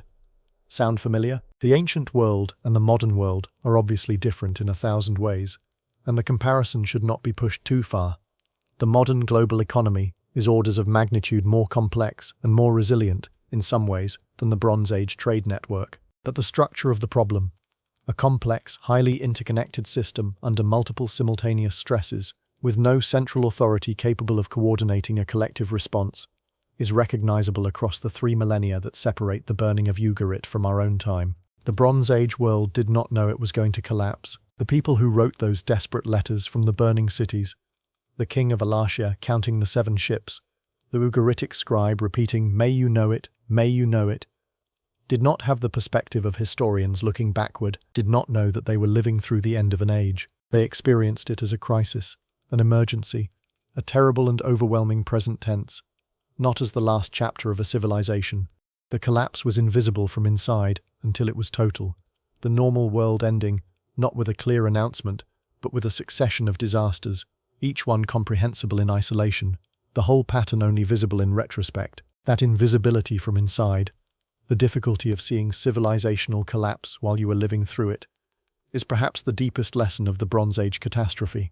Every civilization that has collapsed has presumably seemed, to many of its inhabitants, simply to be having a difficult period, a temporary crisis, something that would be managed and overcome as other crises had been managed and overcome before. The Hittite administrators who kept sending dispatches about the grain shortage and the enemy movements were doing their jobs, maintaining the system, right up until the system ceased to exist. The scribes of Ugarit were baking their clay tablets for the archive, right up until the archive burned. We do not know if our own civilization will endure or falter. We cannot know it, because we are inside it, unable to take the perspective of the historian looking backward across the millennia. What we can do is look, with attention and with honesty, at the stories of the civilizations that came before us, at the ways they failed and the ways they endured, and carry those stories with us as a kind of compass in an uncertain world. The Bronze Age world fell, and the Iron Age rose from its ashes, and in the Iron Age grew the seeds of everything that came after. The Phoenician traders, the Israelite kingdoms, the Greek polis, the Roman Empire, the long chain of civilizations that led to the present moment and the present night. The Sea Peoples were part of that story, part of the ending and part of the beginning, the destroyers of an old world and the settlers of the land that bore the name the New World would inherit. They came out of the darkness, and they vanished back into it, most of them, leaving only the Philistines on the coast of Canaan to keep their name alive in the Hebrew Bible and in the geography of the world. The mystery of who they were and where they came from is part of their enduring fascination. The great wave without a clear origin, the catastrophe that came from the sea, the people who broke the world and cannot be fully identified or fully known, 3,000 years later, standing in the bronze light of their moment like figures glimpsed through smoke. What did the world look like in the aftermath? The immediate aftermath, the generation or two after the battles at the Nile, after the burning of Ugarit, after the fall of Hattusa and Mycenae, was a world of reduced population, simpler material culture, and disrupted connections. The great palace economies of the Bronze Age, with their elaborate redistribution systems and their bureaucracies and their archives, were gone. The long-distance trade that had supplied the tin and the copper and the luxury goods was disrupted, possibly for generations. The literate traditions, the cuneiform record-keeping, the Mycenaean Linear B, were lost in most places, and the world that emerged from the darkness was simpler and in many material ways poorer than the world that had preceded it. But simpler does not mean lifeless. Even in the depths of the Greek Dark Ages, people were farming and herding and raising their families and telling their stories. The disruption of the palace economy, however terrible in its human costs, also meant the disruption of the tax systems and the labor obligations and the tribute requirements that the palaces had imposed on the populations they governed. For the ordinary peasant, the end of the palace might have meant, at least in the medium term, a certain freedom from the demands of the overlords, even as it also meant the end of the security and the provisioning that the palace system had provided. The human equation of catastrophe is always complex, always involving both loss and, for some people, in some circumstances, a kind of liberation. The Phoenician cities, Tyre and Sidon and Byblos, the great maritime trading cities of the northern Levant, survived the catastrophe with less damage than many other places, perhaps because of their naval and commercial resources, perhaps because they were less vulnerable targets than the great palace centers, perhaps because they managed to adapt more quickly to the changed conditions, and from their survival, the Phoenicians built the great maritime trading civilization of the Iron Age, filling the commercial vacuum left by the collapse with a new network of their own, trading with the whole Mediterranean world, carrying the alphabet and the purple dye and the glass and the Canaanite commercial traditions to every corner of the inland sea. The Phoenicians were the great inheritors of the Bronze Age commercial world, and their civilization, reaching its apex in the Iron Age, founding Carthage, trading as far as Britain, was built on the ruins of the world the Sea Peoples helped destroy. In Greece, the Dark Ages lasted for roughly 3 centuries, from the collapse of the Mycenaean palace civilization around 1200 BCE to the beginning of the Archaic period around 900 BCE, centuries of reduced population and simpler culture, and the oral preservation of the epic tradition that would eventually be written down as Homer. When the Greeks emerged from the Dark Ages, they emerged transformed. The palace civilization was gone, the linear B writing forgotten, the Mycenaean social hierarchy dissolved, and in its place a new kind of political organization was taking shape. The polis, the city-state, the small independent community of citizens, a political form utterly different from the great palace kingdoms of the Bronze Age, and ultimately more fertile, more adaptive, more creative, the soil from which classical Greek civilization would grow. The catastrophe that ended the Mycenaean world created the conditions, perhaps, for the political innovation that would eventually produce democracy, philosophy, tragedy, the intellectual tradition of the West. It is dangerous to find too much meaning in catastrophe, to read the seeds of future glories in the ashes of destroyed civilizations, and suggest that things turned out for the best. They did not turn out for the best for the people who died in the fires, or for the families destroyed, or for the cultures lost. The Bronze Age collapse was a human tragedy of enormous proportions, and the fact that something remarkable eventually grew from its aftermath does not redeem the catastrophe itself. But it is true, and it is worth noting, that out of the end of the Bronze Age came the beginning of everything we call the ancient world. The Phoenician commerce, the Hebrew Bible, the Greek Palace, the Assyrian and Babylonian empires of the Iron Age, the long chain of civilizations that led to Rome and to Islam and to Byzantium, and ultimately to the present. The Bronze Age collapse was not the end of history. It was a transition, the most painful and the most total transition in the history of the ancient Mediterranean, the great hinge on which the whole story turned. Ramesses III died around 1155 BCE, after a reign of approximately 31 years, and he died, the evidence strongly suggests, not in battle, but as the victim of a conspiracy. The Judicial Papyrus of Turin, an Egyptian legal document from the end of his reign, records the trial of numerous officials and courtiers accused of involvement in a plot to assassinate the pharaoh, apparently organized from within the royal harem by a secondary wife who wanted her own son placed on the throne. The conspiracy involved multiple levels of the court, including military officers and palace officials, and the trial that followed was one of the largest state trials in Egyptian history. Dozens of accused brought before special courts, judged, condemned, the punishments ranging from execution to forced self-mutilation. Whether the conspiracy succeeded, whether Ramesses III was actually killed or merely died of other causes while the plot was uncovered, has been debated for decades. A recent examination of his mummy, using modern imaging technology, found evidence of a deep cut to the throat consistent with assassination, the wound wrapped and preserved within the mummy's bandages, suggesting that the pharaoh was indeed murdered, and that the embalmers had preserved the evidence of the wound as part of the ritual preparation of the body. The man who had defeated the Sea Peoples, who had recorded his victories on the walls of Medinet Habu in some of the most spectacular reliefs in Egyptian history, who had stood as the last great defender of the Bronze Age world's only surviving great power, was killed, apparently, by a knife from within his own court.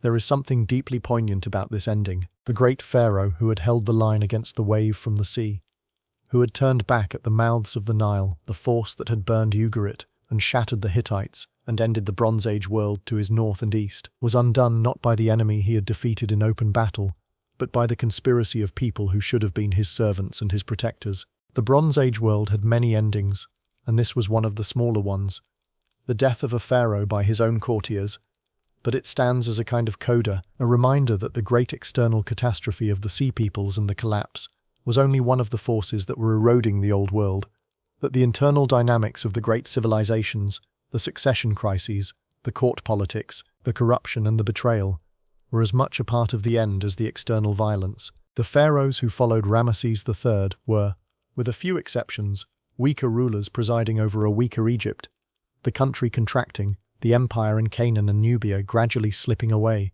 the great Bronze Age imperialism of the New Kingdom giving way to a more modest, more inward-looking Egypt. The New Kingdom ended in disorder and division, the country eventually splitting again between north and south, the long tradition of central authority under the God-King strained to the breaking point by the accumulated pressures of the age. Egypt did not collapse as the Hittites had collapsed. It did not cease to exist, did not fall into centuries of darkness, but it was diminished, changed, the great power of the Bronze Age giving way to a smaller and more fragile Egypt that would spend much of the first millennium before the Common Era under the shadow of stronger neighbors, Assyria, Babylon, Persia, eventually Alexander and the Macedonians. Ramesses III was the last great pharaoh of the ancient Near Eastern age, the last ruler to conduct foreign policy as an equal among the great powers of the late Bronze Age world. After him, Egypt was still Egypt, still the land of the pharaohs, still the land of the Nile, still a civilization of extraordinary depth and continuity, but it was no longer the Egypt of Ramesses II, the colossus that had fought the Hittites to a standstill and received the kings of the ancient world as equals and subordinates. The world in which that Egypt had operated was gone, burned and scattered by the forces of the Great Collapse, and the Egypt that survived was an Egypt in a different world, a world where the old certainties had been swept away and something new, uncertain, unknown, was still taking shape in the rubble of the old order. What is it about the Sea Peoples that continues to fascinate, continues to draw scholarship and popular interest, and the kind of wondering attention that makes a historical subject feel alive? Why, 3,000 years after the events, do the Sea Peoples retain such a grip on the imagination? Part of it is the mystery, the fact that so fundamental a question, the question of who these people were and where they came from, remains genuinely open, genuinely debated, genuinely unresolved despite more than a century of the best scholarly and archaeological attention. We do not know who the Sea Peoples were, with the certainty we know who the Romans were, or who the Greeks were.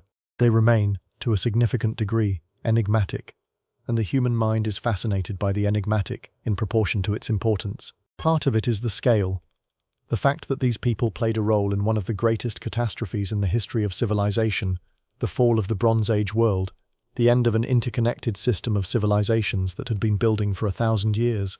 The Bronze Age collapse is one of the great discontinuities of human history, and the Sea Peoples are at the center of it, the human face of the catastrophe, the visible element in a disaster that was also climate and earthquake and famine and political failure. Part of it is the identification question, the puzzle of matching the Egyptian names with known peoples, the tantalizing connections that are never quite certain, the suggestion of the Philistines and the Trojans and the Mycenaeans and the Sardinians all mixed up together in a great migration across the Bronze Age Mediterranean. It is a puzzle with historical stakes. The question of the origins of the Philistines is not merely academic, but touches on the origins of the name Palestine, and through that on all the history that the name carries. Puzzles with stakes are the most interesting kind, and part of it, perhaps the deepest part, is the recognition, which anyone who reads about the Bronze Age collapse cannot entirely avoid, of the structural similarities between the world that fell and the world we inhabit. A highly interconnected, deeply interdependent global system, operating under multiple simultaneous stresses, with no central authority capable of coordinating a collective response. vulnerable to cascades of failure in ways that are not fully understood by those inside the system. The Bronze Age world fell, and the world that fell was not entirely unlike our own. The people who were inside it, writing their desperate letters and keeping their records and maintaining their systems as long as they could, were doing what we do, living their lives, managing their institutions, dealing with the problems in front of them, unable to see the full shape of the catastrophe until they were in the middle of it. This is not a counsel of despair.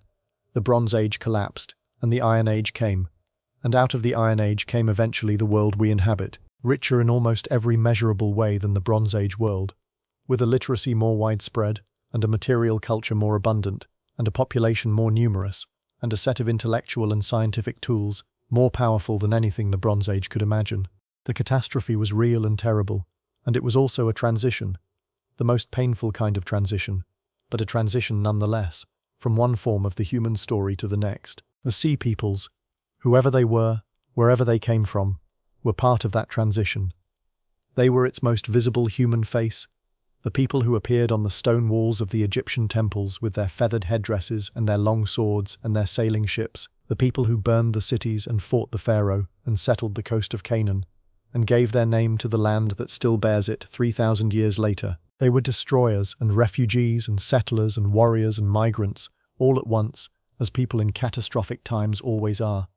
The simple categories refusing to hold, the human reality more complex and more contradictory and more interesting than any single label. Their story is, in the end, a human story.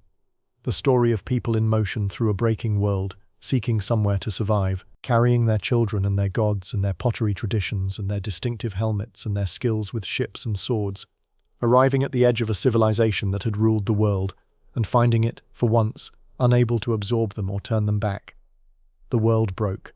The next world began, and the people who helped break it left their name and their mystery and the endless fascination of the question of who they were, like a gift to the curious mind across the millennia. Before we travel further, it is worth pausing to gather the threads of the long journey we have taken through the Bronze Age world and its ending.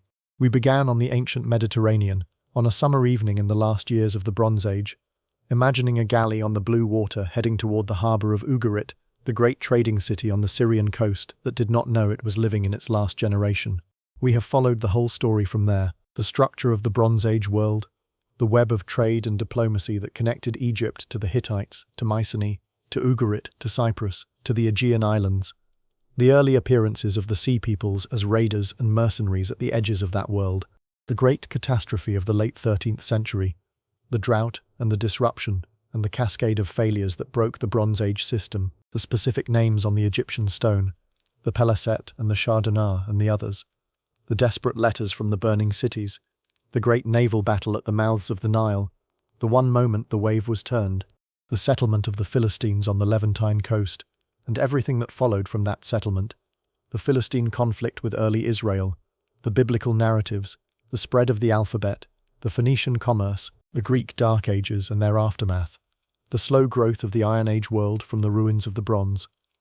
We have held the mystery of who these people were, and we have sat with the recognition that the mystery may never be entirely resolved, that the silence of the Sea Peoples themselves, their absence of written records, their anonymity in their own voice, is part of what they are and part of what they mean. The people who came out of the darkness of an ending age and left their mark on the world they disrupted, visible in the records of those who fought them but silent in their own right, known by their effects more than their origins, a catastrophe with a human face that we can almost but never quite identify.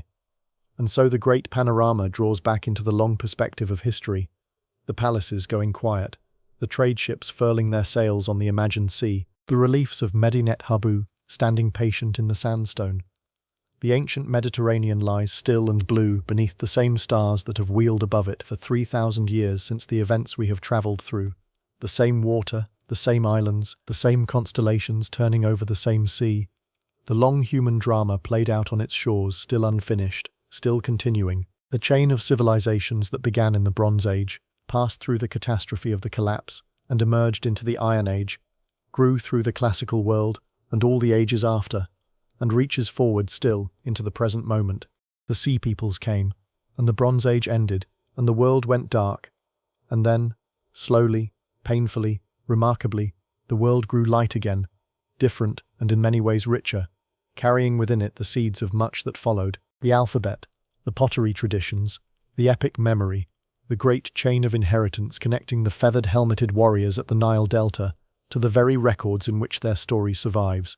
3,000 years on, they keep their secret still, their origins uncertain, their names echoing in the name of a land they never meant to mark, their feathered helmets carved in stone on the walls of a temple by the Nile, known by their effects more than their origins, a catastrophe with a human face that we can almost, but never quite, identify. Before the night fully settles around us, let us return once more to the warriors themselves, to the men who carried the great migration across the Mediterranean, and who fought the battles that the Egyptian reliefs record with such vividness, because the sea peoples were, above all things, fighters, and their fighting methods and their weapons are among the things that the archaeology and the Egyptian records allow us to reconstruct in real and interesting detail. The warriors shown in the Medinet Habu reliefs are not generic soldiers.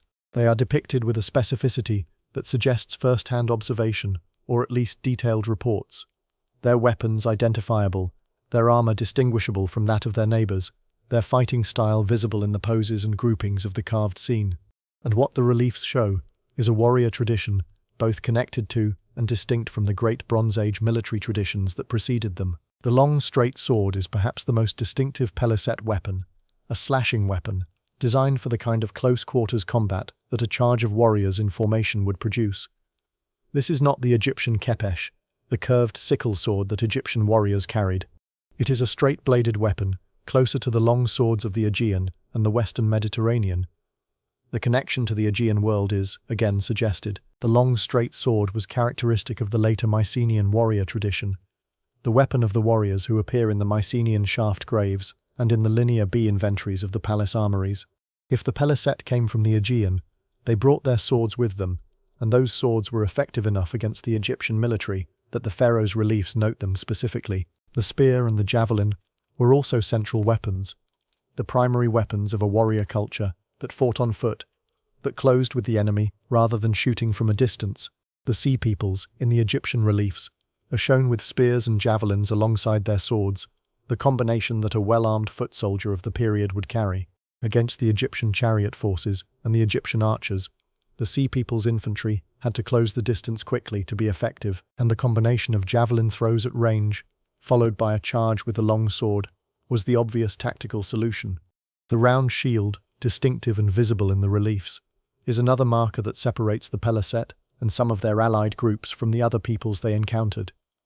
The Egyptian warriors typically carried tall rectangular shields, the Shardana carried round shields, and round shields appear in the Aegean warrior tradition as well. Another thread connecting the sea peoples to the world of the Bronze Age Aegean. The round shield is a warrior's shield, a mobile shield, suited to an aggressive fighting style that moves toward the enemy, rather than holding a static defensive position. Helmets are among the most visible and most discussed features of the sea peoples in the reliefs. The feathered headdress of the paliset, the band with the vertical elements rising from it, has been interpreted variously, as actual feathers, as reeds, as a rigid helmet designed to resemble feathers, as a crown of some kind with symbolic significance, as leather strips. The Egyptian artists clearly regarded it as a distinctive identifying feature of this group, depicting it consistently across multiple scenes, and whatever its precise nature, it was unmistakably different from the Egyptian headdress and from the headdresses of other peoples the Egyptians encountered.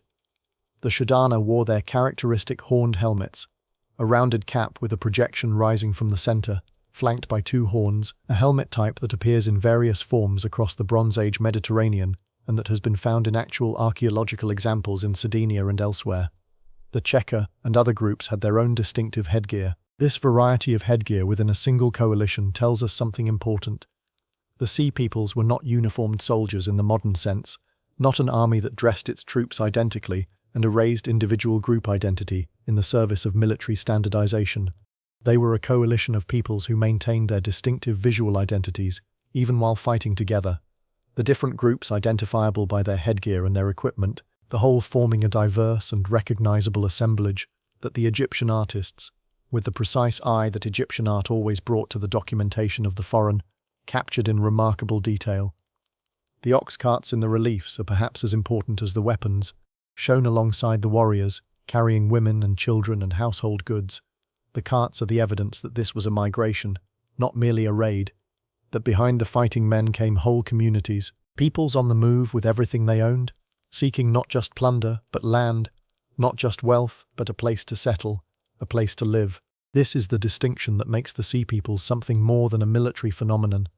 They were a people in motion, and the violence of the warriors was in service of the migration of the community, the swords clearing the way for the carts and the families behind them. We have mentioned Ugarit several times, but it deserves a chapter of its own, a closer look, a more detailed portrait, because Ugarit is the Bronze Age city we know best from the archaeological record, the one whose archives have been most thoroughly studied, the one whose last days are preserved in the most detail, the city that stands as the most eloquent individual embodiment of what the Bronze Age collapse destroyed. Ugarit sat on a tell, an artificial mound created by the accumulated debris of centuries of human occupation, on the Syrian coast north of modern Latakia, at a site that the local population still calls Ras Shamra, the headland of the Fennel. It had been occupied since the Neolithic period, and by the late Bronze Age it had grown into one of the great commercial cities of the ancient world, a cosmopolitan trading hub, where merchants from Egypt and Cyprus and the Aegean and Mesopotamia and Anatolia met and bargained and settled, where at least 7 languages were spoken and 6 different writing systems were used, where the warehouses along the harbour were stacked with goods from every corner of the eastern Mediterranean world. The palace of Ugarit was large, well-built, sophisticated, a structure of stone and timber covering nearly a hectare of the tell, with multiple courtyards and storage areas and archives and administrative offices, the physical embodiment of a royal court that managed not just the politics, but the economics of a major trading city. The archives discovered within it are extraordinary.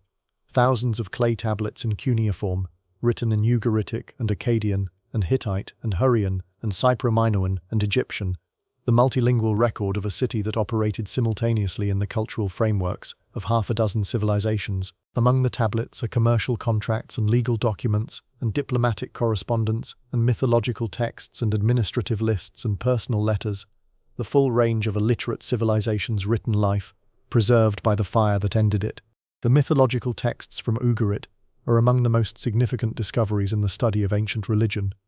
The Ugaritic myths, the Baal cycle, the story of the god Baal's struggle with the sea god Yam and the death god Mot, his death and resurrection, the involvement of the goddess Anat, are the clearest surviving window into the Canaanite religious tradition, the religious world that immediately preceded the emergence of ancient Israelite religion and that profoundly influenced it. The connections between the Ugaritic myths and the Hebrew Bible are extensive and well documented. The language is closely related to Hebrew, the divine names overlap, the narrative patterns and the imagery recur. The discovery of Ugarit and the reading of its myths in the 20th century transformed the study of biblical religion, providing the closest contemporary context for the religious world from which ancient Israel emerged. The tablets that come from the last days of Ugarit, the ones baked hard by the fire, the ones found in the kiln of the palace where they were being processed, are the ones that have attracted the most attention, the ones that speak most directly to the catastrophe that ended the city. Among them are the desperate letters we have already quoted, the requests for help, the reports of enemy ships, but there are also more ordinary documents from the same period, records of grain and wine, lists of personnel, administrative minutiae, the daily business of the city continuing even as the threat gathered on the horizon.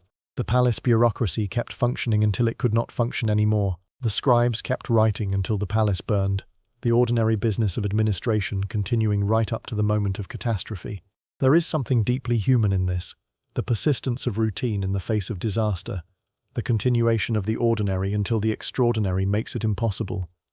The Ugaritic scribe filling out a grain requisition in the days before the city burned was not being stupid or inattentive.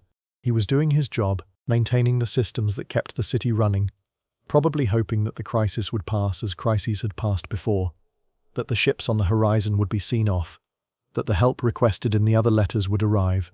The grain requisition and the desperate letter were both products of the same moment, the same city, the same human community maintaining itself as long as it could maintain itself. And then the maintenance became impossible, and the city burned, and the palace fell, and the tablets were baked in the fire, and 3,000 years passed, and archaeologists came to Ras Shamra and found them, and we read them, and we hold them in our minds tonight, in the quiet of the night, as testimony to a civilization that lived and flourished, and then ended, leaving its testimony in the clay. Cyprus, the great copper island, a Lashia in the Bronze Age records, deserves its own chapter in the Sea People's story, because its role in the Bronze Age world was so central, its destruction in the collapse so total, and its connection to the Sea Peoples so direct and so well documented. The name copper almost certainly comes from Cyprus.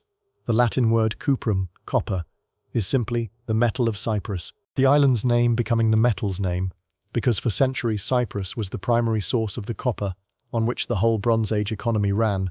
The island's geology provided it with rich deposits of copper ore, and the Bronze Age Cypriots, whose sophisticated culture is known as the Late Cypriot Bronze Age, had developed an extensive copper smelting industry, producing the characteristic oxide ingots of almost pure copper that are found at sites across the whole eastern Mediterranean world, in Egypt, and in the Levant, and in the Aegean, and in Sardinia, and in Greece, the standardized copper ingots of Cypriot production circulating as the primary raw material of Bronze Age metallurgy, the foundation on which the whole Age of Bronze was built. The copper trade made Cyprus wealthy beyond what a relatively small island might otherwise have been.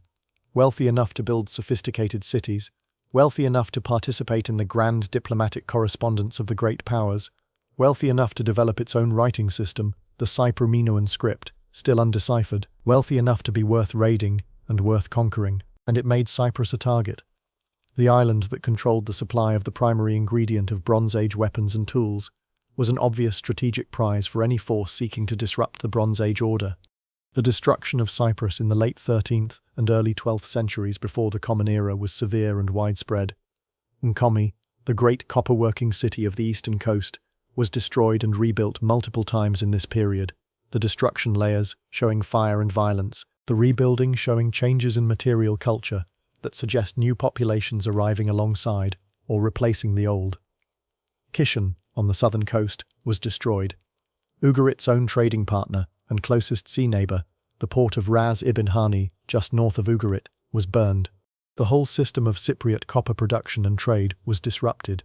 The economic engine of the Bronze Age damaged so severely that it took generations to recover, and the recovery, when it came, was in a different form. The Iron Age Cypriot kingdoms that would eventually emerge from the debris, speaking new languages and practicing new crafts, the direct cultural descendants of the Bronze Age civilization, but transformed by the catastrophe and by the new peoples who had come through it. Some of those new peoples were sea peoples. The Cheka, one of the groups named in the Egyptian records, appear in later Egyptian records as having settled at Dor on the Carmel coast of Canaan, a harbour town that would become an important Iron Age port, and archaeological evidence at several Cypriot sites shows the appearance of new material culture in the destruction layers or just above them, including pottery types with Aegean connections, the same pattern we see at the Philistine cities of the southern Levant, the physical signature of people who had come from the Aegean world and brought their material culture with them. Cyprus, the great copper island, was not simply destroyed by the sea peoples, it was, in some places, resettled by them, the people who had disrupted its Bronze Age civilization, becoming inhabitants of the Iron Age civilization that rose in its place. This resettlement pattern, the sea peoples not only destroying but settling, not only ending but inhabiting, is one of the key features of the transition from the Bronze Age to the Iron Age in the eastern Mediterranean. The sea peoples were not simply a destructive force that passed through the region and moved on. They were migrants who stayed, who planted themselves in the landscape, who became part of the Iron Age world they had helped to bring about. The Philistines on the coast of Canaan, the possible sea people-connected populations on Cyprus, the various groups that appear in the archaeology of the Levant and the eastern Mediterranean in the early Iron Age.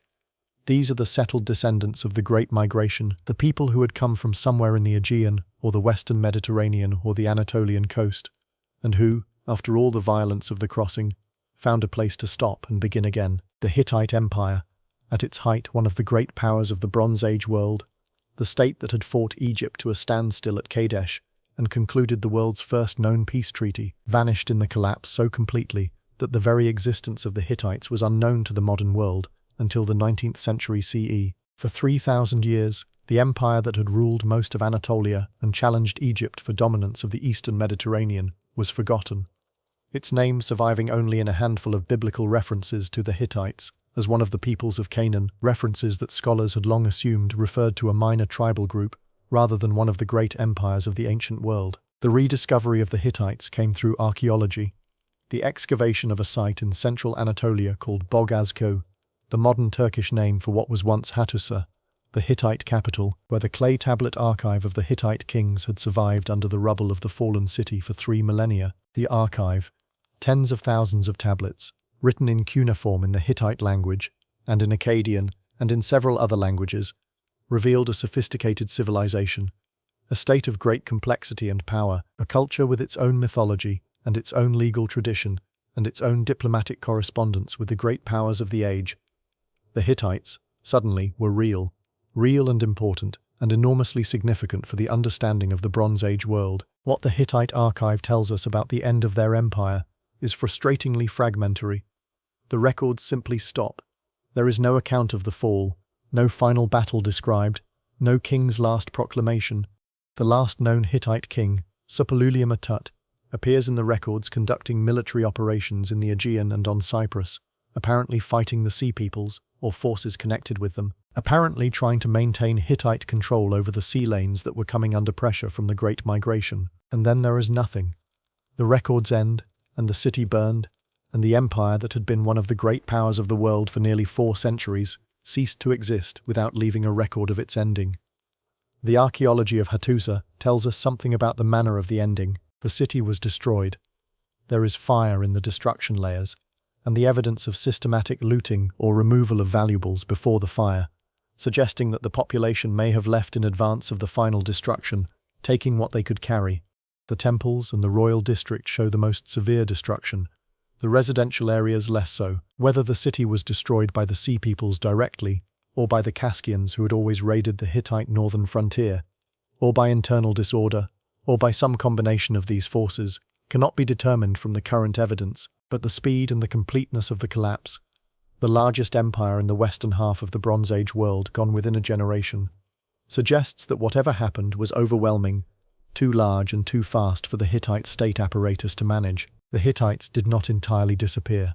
In the aftermath of the collapse, a series of smaller political entities emerged in southeastern Anatolia and northern Syria, speaking Luwian, a language related to Hittite, and using a form of the Hittite hieroglyphic writing system that had been used alongside cuneiform. These Neo-Hittite kingdoms, Carchemish, Melid, Kumur, and others, were smaller and less powerful than the empire that had preceded them, but they maintained continuity with Hittite culture and tradition across the Dark Age that followed the collapse, the remnant of the great empire surviving in the borderlands even as the center was destroyed. From these Neo-Hittite kingdoms, Hittite cultural traditions filtered into the Iron Age world, into Assyrian art and architecture, into the cultural mix of the northern Levant, into the background of the civilizations that came next.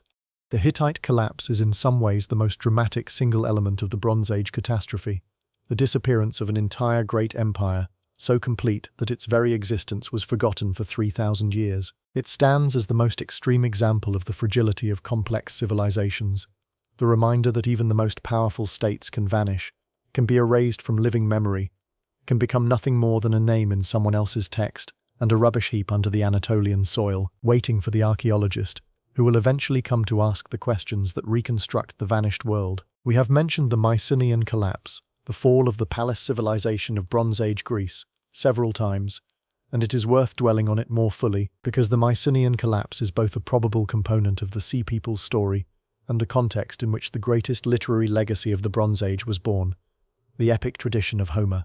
The Mycenaean palace civilization was, at its height in the 14th and 13th centuries before the Common Era, one of the sophisticated civilizations of the Bronze Age world. The palaces at Mycenae and Tiryns and Pylos and Thebes and Orchomenos were complex administrative centers, managing the agricultural and artisanal production of their regions through a detailed bureaucratic system recorded in the Linear B script, a syllabic writing system adapted from the earlier Minoan Linear A, used exclusively for administrative purposes, for keeping track of the goods and personnel and resources that the palace economy controlled. The Linear B tablets, discovered at multiple sites across Greece and Crete, most dramatically at Pylos, where the fire that destroyed the palace baked them hard and preserved them, were deciphered in 1952 by Michael Ventris, a young English architect who showed, in one of the great intellectual achievements of the 20th century, that the underlying language of Linear B was an early form of Greek. The tablets turned out to be palace inventories, records of offerings and personnel, lists of goods in and out, the bureaucratic minutiae of palace administration, not literature, not royal proclamations, not religious texts, but the accounts and the ledgers of a complex economy. They tell us what the palace had and what it gave out and what it received.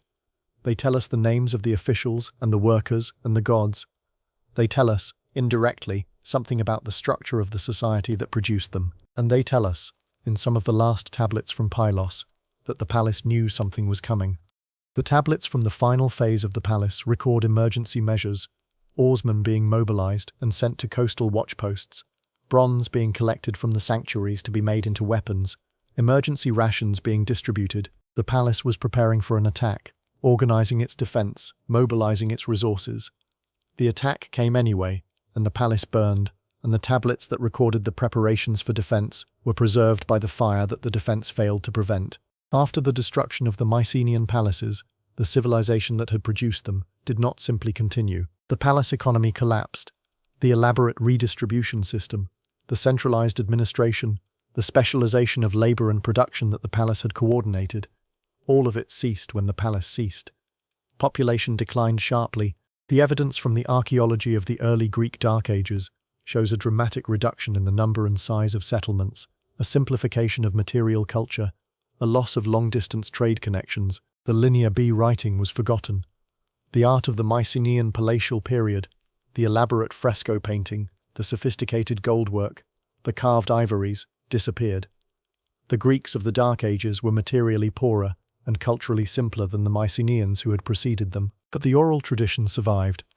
The poets and the storytellers of the Dark Ages kept alive, in the medium of oral composition and recitation, the memory of the heroes and the great deeds of the Bronze Age world, the memory of Agamemnon and Achilles and Odysseus and the great siege of Troy, the memory of the palace culture and the warrior aristocracy and the gods who intervened in human affairs. This memory was transformed by the process of oral transmission, simplified, dramatized, mythologized, shaped by the aesthetic and the moral concerns of each generation of poets who carried it forward, until, somewhere in the 8th or 9th century before the Common Era, it crystallized in the poems that tradition attributes to Homer. The Iliad and the Odyssey, the two great epics that became the foundation of the Greek literary and cultural tradition, and, through that, of the Western tradition as a whole. The Iliad and the Odyssey are set in the world of the Bronze Age, and they preserve, beneath the layers of oral transformation and literary shaping, genuine traces of that world, the material culture of the bronze weapons and the chariots and the palace feasts, the social structure of the warrior aristocracy, the geography of a Bronze Age Mediterranean that had been transformed by the time Homer was composing. The great catalogue of ships in the second book of the Iliad is thought by some scholars to preserve, in its listing of the Greek kingdoms and their contingents, a genuine memory of the political geography of Mycenaean Greece, the names and places of a world that had vanished 3 or 4 centuries before Homer wrote. The memory of the Bronze Age, transmitted through the oral tradition of the Dark Ages, became the foundational mythology of classical Greece, and through classical Greece, of the whole literary tradition of the West. There is a profound irony here. The oral tradition that preserved and transmitted and ultimately produced Homer was made possible, in part, by the destruction of the literacy that had characterized the Bronze Age. The linear B writing, the palace accounting script, was lost in the collapse, but the oral tradition of the Greek warriors, the poetry and the song and the story that the Mycenaean aristocracy had already cultivated alongside its bureaucratic writing, survived. The fall of the palaces destroyed the bureaucratic literacy, but did not destroy the poetic tradition, and it was the poetic tradition that carried the memory of the Bronze Age through the Dark Ages and delivered it, transformed, to the classical world. The Sea Peoples, or whatever forces set in motion the collapse of the Mycenaean world, inadvertently created the conditions in which Homer was possible, in which the oral tradition had to carry the whole weight of cultural memory because there was no writing to help it, in which the poets refined their art to extraordinary levels of sophistication over the Dark Age centuries, in which the Iliad and the Odyssey were eventually born.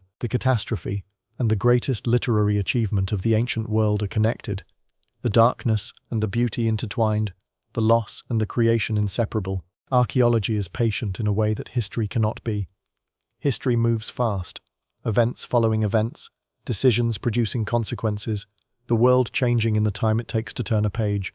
Archaeology moves at the pace of the soil, the pace of the trowel and the brush, the pace of the layer being laid down and the layer above it and the century above that, and the archaeology of the last days of the Bronze Age, the layers that contain the evidence of the collapse, the destruction deposits and the abandonment levels and the hordes of bronze objects buried in the last moments, has a quality of frozen time, of life interrupted, that no historical text can quite match. The hordes are among the most evocative evidence.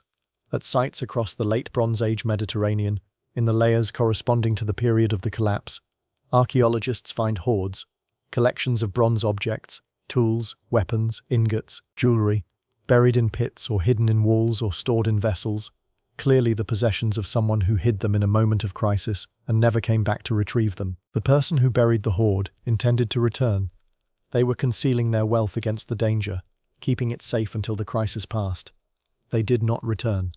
The hoard stayed in the ground for 3,000 years, until an archaeologist's trowel found it. These hoards, found in Greece and Cyprus and the Levant and Anatolia, in the same stratigraphic layers as the destruction evidence, are the most personal of the archaeological testimonies, the closest thing to an individual voice from the collapse. They are the choices of real people, in real danger, the decision to hide rather than carry, the hope of return, the evidence of a future that did not happen. The archaeologist who uncovers a hoard is the first person to touch those objects, since the hand that buried them, and the gap between those two moments, the terrified Bronze Age person hiding their possessions from the advancing danger, and the modern archaeologist carefully lifting them from the soil, is both immense and somehow, in that moment of discovery, very small. The destruction layers themselves have their own eloquence.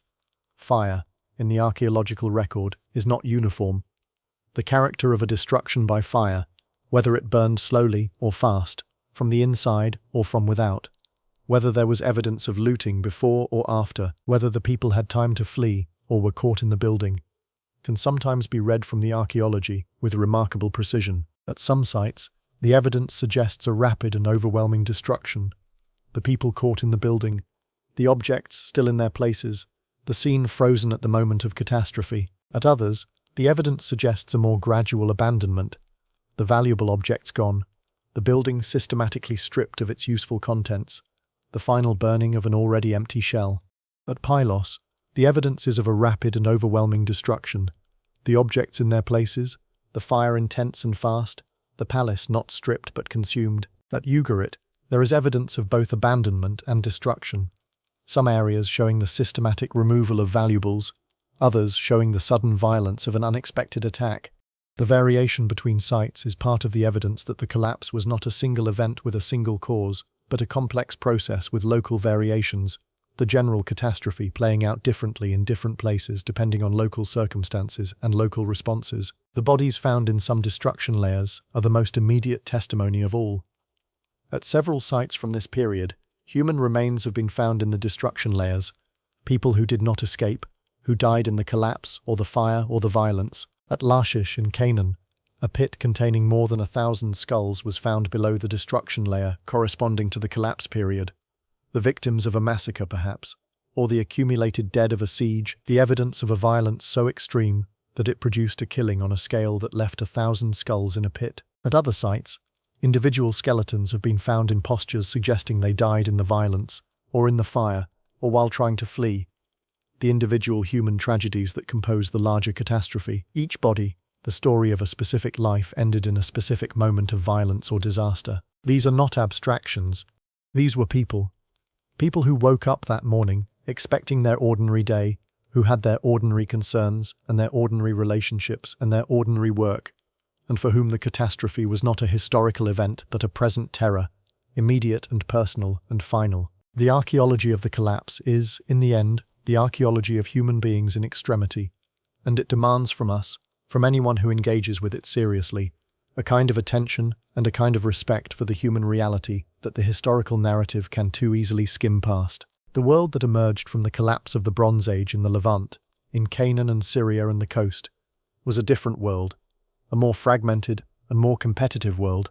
The elaborate great power system of the late Bronze Age, replaced by a mosaic of smaller competing polities, the Philistine cities on the coast, the emerging Israelite and later Judahite kingdoms in the hills, the Phoenician cities of the northern coast, The Aramean states of the Syrian interior, the remnant Egyptian presence in the south retreating, the Assyrian Empire growing in the north, eventually to swallow many of the smaller states in its advance toward the Mediterranean. This Iron Age Levant was, in important ways, the seedbed of the modern world. From the Phoenicians came the alphabet, the carrier of literacy that would spread to Greece and Rome, and through them to virtually every subsequent writing tradition. From the Hebrew Bible, composed and compiled across the Iron Age period, came the religious traditions that would eventually produce Judaism and Christianity and Islam, the three great monotheistic religions, between them the faith of more than half the current population of the earth. From the early Iron Age Levant came, in short, some of the most consequential developments in the history of human culture and human religion, the foundations on which much of subsequent civilization was built. And the sea peoples were there, at the beginning of it all, the Philistines on the coast, their cities prospering in the early Iron Age, their culture absorbing and transforming, their encounters with the emerging Israelite kingdoms, generating the narratives that would be written into the Hebrew Bible and carried forward across 3,000 years, the conflict between Israel and the Philistines, the competition for the fertile plains of the Shephelah, and the control of the trade routes and the water sources and the political dominance of Canaan was one of the formative pressures that shaped early Israelite identity and early Israelite religion, and the narrative of early Israelite history as the Bible tells it. The Philistines were, in this sense, inadvertently formative, their presence and their competition helping to shape the identity of the people who wrote the books that became the Bible. The contrast with the Philistines helping to define what it meant to be Israelite, the conflict with the Philistines providing some of the most memorable narratives in the Hebrew scriptures. Without the Philistines on the coast, the story of early Israel would have been a different story. Without the sea peoples, the Philistines would not have been there. Without the Bronze Age collapse, the sea peoples would not have come. The chain of causation that connects the collapse of the Bronze Age world to the composition of the Hebrew Bible, to the eventual emergence of Christianity and Islam, is long and complex and involves 1,000 other factors, but it is a real chain, and it runs through the Philistines and through the sea peoples and through the great catastrophe of the late 2nd millennium BCE. The Phoenicians, equally, were shaped by the collapse and the aftermath. The great Phoenician trading cities of Tyre and Sidon and Byblos survived the Bronze Age collapse better than most. They did not have the large palace economies that were most vulnerable to the cascade of failures, and their maritime resources allowed them to adapt to the changed conditions more quickly than the inland palace states. From their survival, and from the economic vacuum created by the collapse of the Bronze Age trading network, the Phoenicians built the first great maritime commercial empire of the Iron Age, sailing westward into the Mediterranean further than any previous civilization, establishing trading colonies at Carthage in North Africa, and at Utica, and at Gadir, modern Cadiz, on the Atlantic coast of Spain, carrying the alphabet and the purple dye and the Canaanite commercial traditions to every corner of the Mediterranean world. The Phoenicians' greatest gift to civilization was the alphabet, the simple consonantal script derived from the late Bronze Age alphabetic tradition of Ugarit and Byblos, which the Phoenicians spread across the Mediterranean in their trading voyages, giving it to the Greeks around the 9th century BCE. The Greeks adapted it by adding vowels, producing the first full alphabet in the modern sense, every sound of the language represented by its own letter. And from the Greek alphabet descended the Latin alphabet, and from the Latin all the Western alphabets, including the one in which these words are written. The connection is direct and documented. The very shapes of the letters, the forms of A and B and G and D, are recognizable developments of the Phoenician originals, which are themselves developments of the earlier Canaanite alphabetic tradition. The whole chain traceable from the Bronze Age Levant, through the Phoenicians, through the Greeks, to the present moment. The sea peoples have captured the modern imagination in ways that go beyond their strictly scholarly significance, becoming a touchstone for discussions of collapse and migration and identity that resonate far beyond the specific historical events of the Bronze Age.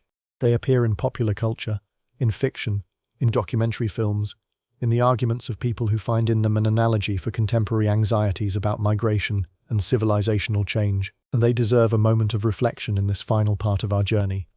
Not because the popular reception of history is always accurate, it often is not, but because the resonance itself tells us something about why the sea peoples matter, why their story continues to be told and retold in new forms. The most persistent theme in the popular engagement with the sea peoples is the idea of the Great Migration, the movement of peoples across the ancient world, driven by forces beyond their control, creating chaos and change wherever they went, ultimately contributing to the birth of new civilizations from the ruins of the old. This theme resonates because migration is one of the fundamental forces of human history, and because the contemporary world is wrestling with migration on a global scale. The movement of peoples driven by climate stress and political collapse and economic desperation, the arrivals at the borders of existing civilizations, the question of how to respond, and what the long-term consequences will be. The Sea Peoples offer no simple analogies. The Bronze Age world was vastly different from our own, and the comparisons should not be pushed too far. But the structural resonance is real, and it is part of why the Sea Peoples feel relevant in a way that many ancient historical subjects do not. The idea of civilizational collapse also resonates deeply in the contemporary imagination. The Bronze Age collapse has become, in some circles, the go-to historical example for discussions of systemic risk, of the fragility of complex interconnected systems, of the possibility that a civilization as large and prosperous and apparently stable as the late Bronze Age world could simply fall. Eric Klein's popular book, 1077 BC, The Year Civilization Collapsed, brought the story to a wide audience with exactly this framing: the collapse as a case study in systemic risk, the ancient world's interconnected system failing under multiple simultaneous stresses in ways that have clear contemporary resonance. But the popular engagement with the Sea Peoples is not only anxiety-laden. There is also, for many people, something thrilling about them: the mystery, the adventure of the Great Migration, the audacity of people in sailing ships crossing the Bronze Age Mediterranean and taking on the great empires of the world. The Sea Peoples have been imagined as everything from barbarian invaders to heroic refugees to proto-Vikings to the ancestors of every subsequent Mediterranean people. And while most of these imaginings stretch or distort the historical evidence, they reflect a genuine fascination with the vitality and the daring that the Sea Peoples represent. They moved. In a world where most people stayed where they were born and died, the Sea Peoples moved, crossing the sea, fighting the armies of the most powerful states of the age, settling new lands and making them their own. Whatever drove them, they were people of extraordinary energy and mobility, and something in the human imagination responds to that. The scholarly debate about the Sea Peoples has itself been part of the public conversation in recent decades, as new archaeological discoveries have complicated and enriched the picture. The increasing evidence for climate change as a major factor in the Bronze Age collapse has attracted wide attention, connecting the ancient catastrophe to contemporary climate concerns. The discoveries at Tel Es-Safi, ancient Gath, and other Philistine sites have brought the Philistines to life in ways that the biblical narrative, with its hostile perspective, never could, revealing a complex and sophisticated culture that deserves to be understood on its own terms rather than only as the villains of someone else's story. The ongoing work on Cypriot and Anatolian sites continues to add new evidence and new complexity to the picture. We have traveled very far tonight, from the imagined harbour of Ugarit in the last golden years of the Bronze Age, through the catastrophe and the battles and the settlement and the long aftermath, to this quiet resting place near the end of the story. And I want to sit here for a moment, before the very last things are said, and hold the questions that remain, not as frustrations, not as failures of knowledge, but as the open spaces in the story that make it permanently interesting, permanently alive, permanently worth returning to. The question of origins. Where exactly did the Sea Peoples come from? The scholarly consensus leans toward the Aegean and the Western Mediterranean, the Mycenaean world, the Anatolian coast, perhaps Anatolia's western shores, perhaps Sicily, perhaps Sardinia. But leans toward is not knows, and the specific origins of the specific groups remain debated. The Peleset seem most clearly Aegean in origin. The Shardana seem most clearly connected to Sardinia. The others are more obscure. And within each group, the specific origin point, which community, which city, which coastline produced these particular people, is unknown and may remain so. The question is open, and it will remain open until new evidence arrives. The question of motivation. Were the Sea Peoples raiders seeking plunder, migrants seeking land, refugees fleeing disaster, mercenaries between engagements? All of these at different times? The most sophisticated modern view sees them primarily as refugees and migrants, pushed from their homelands by the same catastrophe they helped to perpetuate. But this view is based on inference and on the general archaeology of the period, rather than on direct evidence of their motivations. We cannot know what the Sea Peoples thought they were doing, what they hoped to achieve, what drove them. The ox carts carrying the women and children suggest settlement was the goal. But whether that settlement was the primary goal from the beginning, or an opportunistic response to the destruction they found themselves creating, we cannot say. The question of language. What language, or languages, did the sea people speak? The Peliset presumably spoke something related to the Mycenaean Greek of their Aegean origins, though this would have evolved rapidly in their new Levantine setting. The Shardana perhaps spoke a Proto-Sardinian language, or something related to it. The others spoke their own languages, whatever those were.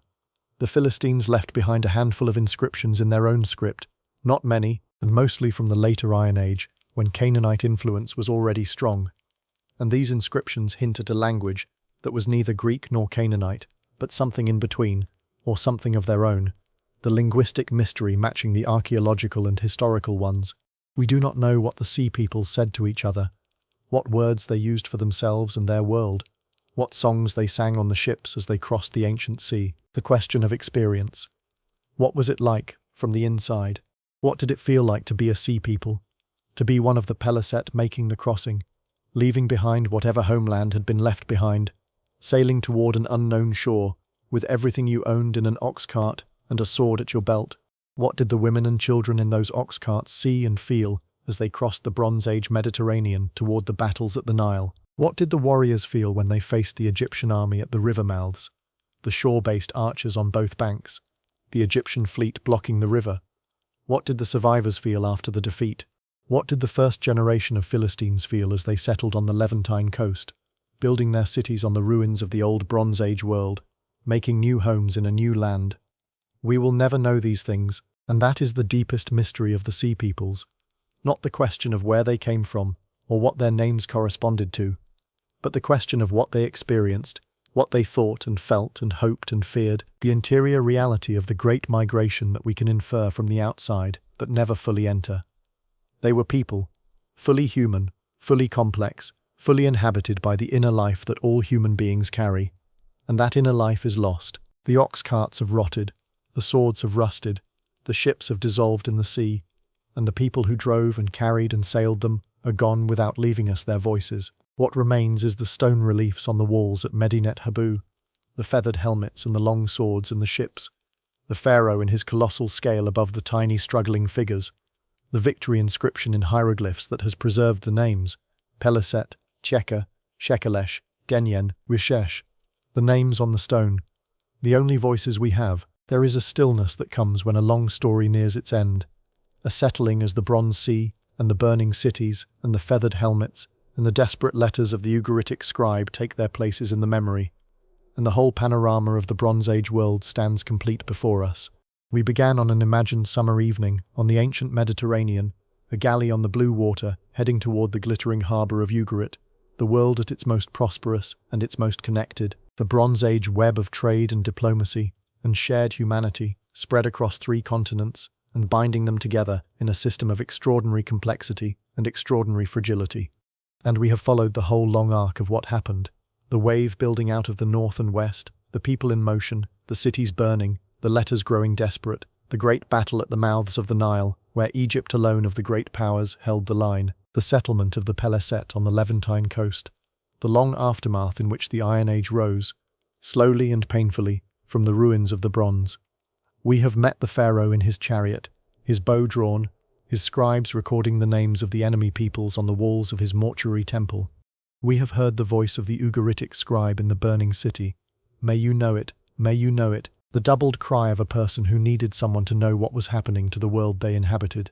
We have walked through the great bronze-working city of Ugarit in its last days, and through the palace of Pylos as the oarsmen were being mobilized and the sacred bronze was being collected for weapons, and through the Egyptian river mouth where the great naval battle was fought and won. We have followed the Peliset to the Levantine coast and watched them become the Philistines, the people of Dagon and the bichrome pottery, the enemies of Samson and the adversaries of David, the people who left their name on the land that still bears it.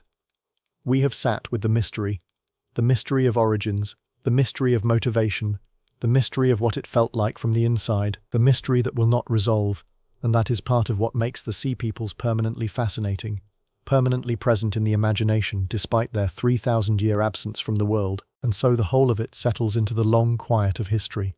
the bronze sea going still, the ancient harbour lights dimming, the feathered helmets keeping their place on the stone walls of Medinet Habu, and among all the ruins of the Bronze Age world. The Mediterranean is still out there, still blue, still watched by the same stars that watched the Bronze Age ships. The hills of the Levantine coast still rise above the shore where the Peliset planted their first Iron Age cities. Medinet Habu still stands in the Egyptian desert, the relief still visible in the sandstone, the pharaoh still triumphant above the figures of his defeated enemies. The past is not gone. It is only quiet, waiting for the curious mind to come and listen. The story is told, or as much of it as the stone and the clay have preserved for us across the millennia. The rest is silence, and the silence is the sea peoples keeping their deepest mystery, the thing about themselves that they did not write down, and that we may never fully recover. Not everything needs to be resolved to be beautiful. Not every question needs an answer to be worth asking. The sea peoples asked us a question. Who are we? Where did we come from? What drove us to the ends of the ancient world? And they have not answered it, and the question hangs in the air above the Mediterranean like the stars above it, permanent and patient and quietly brilliant in the dark. One of the most remarkable things about the sea people's story, and one that distinguishes it from many ancient historical subjects, is that the scholarship is not finished. New excavations, new discoveries, new technologies for analyzing the existing evidence are constantly adding to and revising the picture, so that the story as told tonight is not the same story that would have been told 20 years ago, and the story that will be told 20 years from now will not be quite the same as tonight's. The sea peoples are a living field of scholarship, the debates active, the questions still generating new research, new arguments, new revelations from the soil. The ancient DNA revolution has been one of the most significant recent developments. The ability to extract and analyze ancient DNA from human remains has transformed the study of ancient populations, including the populations of the Bronze Age Mediterranean. And in the last decade, ancient DNA studies have begun to shed light on questions that archaeology alone could not fully answer. A landmark 2019 study analyzed ancient DNA from Philistine-associated burials at Ashkelon, the great port city of the Philistine Pentapolis, and found, in the earliest Iron Age burials, a genetic signature consistent with Southern European or Aegean origin, exactly what the hypothesis of Aegean descent for the Peliset predicted. The genetic signal was clear in the earliest burials, and then, in subsequent generations, was progressively diluted by admixture with the local Canaanite population. The Philistines, in their genetics as in their pottery and their architecture, gradually becoming more Canaanite as the generations passed, absorbing the local population into themselves while maintaining elements of their distinctive Aegean heritage. This is exactly what the culture-historical model of the Philistines would predict, and its confirmation by ancient DNA analysis was a landmark in the study of the sea peoples, the first direct biological evidence for the Aegean origins of at least one of the sea peoples groups. It does not resolve all questions. It does not tell us which specific part of the Aegean the Peliset came from, or why they left, or what their experience of the migration was, but it confirms, in the clearest possible terms, that the Peliset were not simply a local Canaanite population that adopted Aegean cultural practices. They were people of Aegean biological heritage who migrated to the Levant, settled there, and gradually blended into the local population over the generations.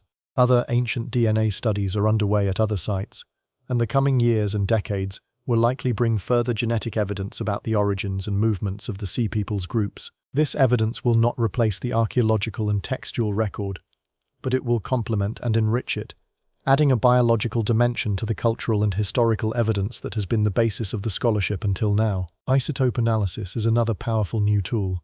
By analyzing the ratios of certain isotopes in human teeth, isotope ratios that reflect the geology of the environment where a person grew up, and that are fixed in the tooth enamel during childhood and never change thereafter, archaeologists can determine where a person spent their childhood, and thus whether they were local to the place where their burial was found, or whether they came from somewhere else.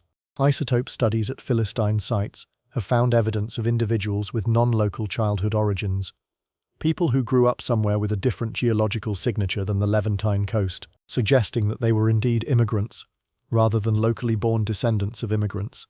The detail and the specificity of this evidence, individual people, individual life histories, the physical reality of migration written in the teeth, gives a human texture to the population movements that the broader historical and archaeological narrative describes. New excavations continue at the key sites. Tel Es-Safi, the ancient Gath of the Philistines, the city associated in the Hebrew Bible with the giant Goliath, has been the subject of sustained excavation since the 1990s, and the results have been remarkable. The largest Iron Age Philistine city yet excavated, with clear evidence of Aegean-derived material culture in the earliest Iron Age levels, and then a gradual Canaanization in the subsequent levels. The cultural transformation of the Philistines, visible in the archaeological strata, Ekron, Ashkelon, Ashdod, the great Philistine cities, have all been excavated to a high degree of sophistication, and the picture that emerges is of a complex and evolving culture, deeply rooted in Aegean traditions but rapidly adapting to its Levantine environment, the Sea Peoples becoming, within a few generations, a distinctively Levantine phenomenon. The study of the Bronze Age collapse itself has been transformed in recent years by the increasingly detailed paleoclimatic record, the evidence for ancient climate, drawn from sources including lake sediments and stalagmites and tree rings and pollen cores and ice cores, that allows scientists to reconstruct past climates with remarkable precision. The evidence for a severe drought in the eastern Mediterranean in the late 13th and early 12th centuries before the Common Era has become much stronger in recent years, the various paleoclimatic proxies converging on a consistent picture of a prolonged period of reduced rainfall that would have severely stressed the agricultural systems of the Bronze Age world. This evidence has strengthened the argument for climate as a primary driver of the collapse, and by implication for the Sea Peoples as refugees and migrants, rather than simply raiders and conquerors. People pushed by environmental catastrophe, as well as pulled by the weakness of their targets. The intersection of climate history and human history is one of the most active areas of current research in the ancient world, and the Bronze Age collapse has become a central case study in this intersection, an ancient example of what happens when a complex human system encounters severe climate stress. The lessons may be relevant beyond academic interest, and they have attracted the attention of climate scientists as well as archaeologists, the Bronze Age collapse becoming a point of dialogue between disciplines that do not always talk to each other. All of this ongoing scholarship means that the story of the Sea Peoples is not a finished story. It is a story that is still being written, still being revised and complicated and enriched by new evidence, still generating the kind of active debate that marks a living field of inquiry. The mystery will never be entirely resolved. Too much has been lost to the 3,000 years that separate the burning of Ugarit from the present night.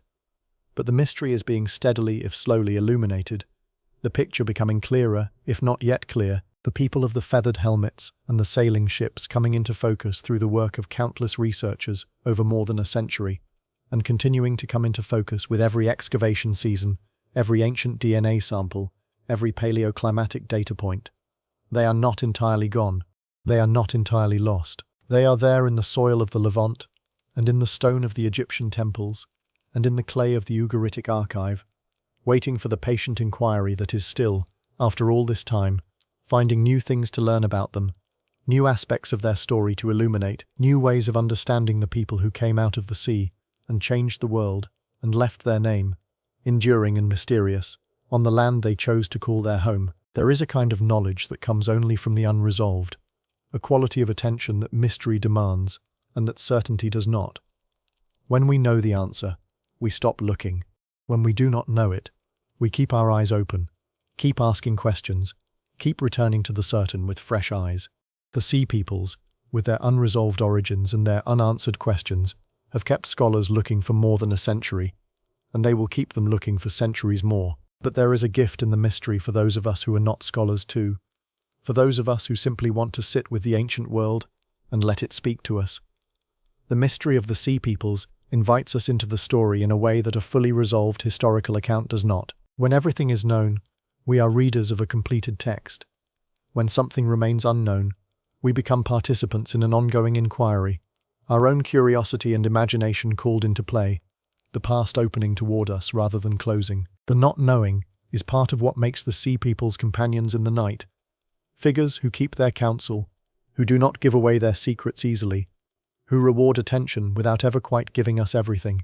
They are the ancient world at its most honest, admitting, in their silence, that 3,000 years is a long time, that much is lost, that the past does not owe us its full disclosure. They preserve what they preserve, the names on the stone, the pottery in the soil, the genes in the teeth, the letters in the clay, and they withhold what they withhold, and the withholding is part of the truth. The ancient world was full of people who will never be fully known, whose names we will never learn, whose inner lives are permanently closed to us.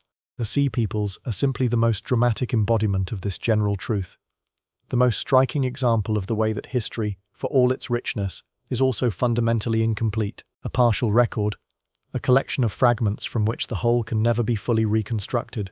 To engage seriously with the ancient world is to make peace with this incompleteness, to find value in the fragments, rather than frustration at what is missing, to learn to listen to the partial voices with the same attention that would otherwise be reserved for the complete ones. The sea peoples are, in this sense, not only a historical subject, but an invitation to a kind of curiosity and a kind of attention that is one of the best things history has to offer, the quality of mind that can sit with a mystery without needing to resolve it, that can find the not knowing interesting rather than merely frustrating, that can hold the open question with the same care that it would hold the settled answer. 3,000 years after they came out of the sea and changed the world, the sea peoples are still asking their question, who are we?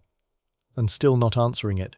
And in the not answering, they remain alive to the imagination, more present in some ways than many ancient peoples who are fully documented and fully known. The mystery keeping them real and present in a way that total documentation would not. So carry with you, from this story, not only what was learned but what was not resolved, the questions that remain, the mystery that persists, the people of the sea who kept their secret across the millennia. They are good company, the sea peoples, with their ancient mystery and their long patience and their enduring presence in the landscape of the world they helped to make, keeping their counsel as quietly now as they have for 3,000 years. Ashes of civilizations, where the ancient world sleeps, and we walk through its dreams together. Before we truly close the night, one last thing deserves to be said. About the bronze itself, the metal that gave the whole age its name, and that was, in some sense, the physical substance of the civilization the sea peoples disrupted. Bronze is an alloy, not a pure metal. It is copper and tin, mixed in careful proportion. And it is precisely this mixed nature, the fact that it requires two distinct raw materials that rarely occur together, that made the Bronze Age so dependent on long-distance trade. Every smithy in the Bronze Age world, from Egypt to the Aegean to Mesopotamia, needed both metals, and neither was ubiquitous. Copper came primarily from Cyprus, and from the mines of Anatolia and the Sinai.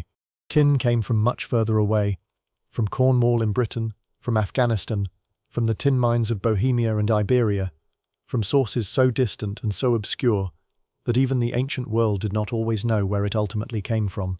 The tin routes were among the longest and most complex supply chains of the ancient world, and the Bronze Age civilization was, in a very real sense, built on them. When the Bronze Age collapsed, the tin routes broke. The complex supply chains that had kept the smithies supplied with the secondary metal they needed to make bronze were disrupted by the general collapse of the trade network, the political instability, the disruption of the merchant cities through which the metal had flowed. The result was that bronze became scarcer and more expensive across the eastern Mediterranean, pushing the smithies to find alternatives.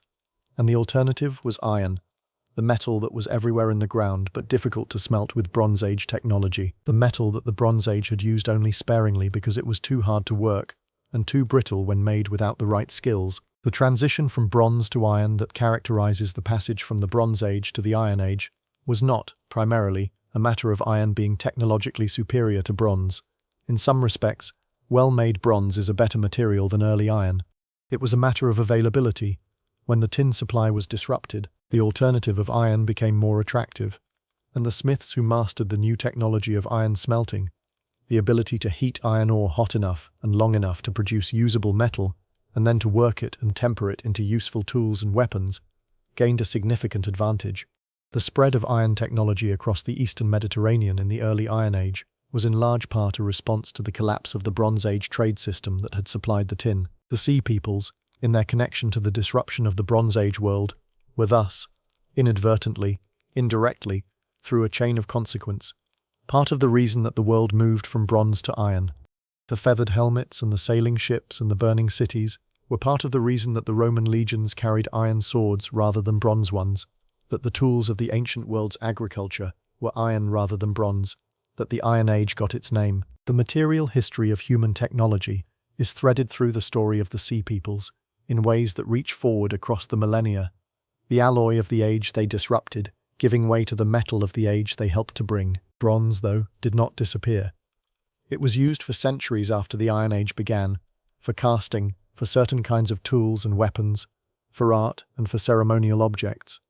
And some of the most beautiful bronze objects in all of ancient art come from the early Iron Age, from the period immediately after the Bronze Age collapse, the extraordinary bronzes of the geometric period in Greece, the carefully worked metal objects that begin to appear in the Dark Age burials, evidence that the craft of the Bronze Age metalworker survived the collapse and continued into the New Age, carrying its skills forward, even as the political and economic structures that had supported the Bronze Age world fell away. The craftsmen survived, the skills survived, the human knowledge and the human creativity that had made the Bronze Age one of the great ages of technological and artistic achievement.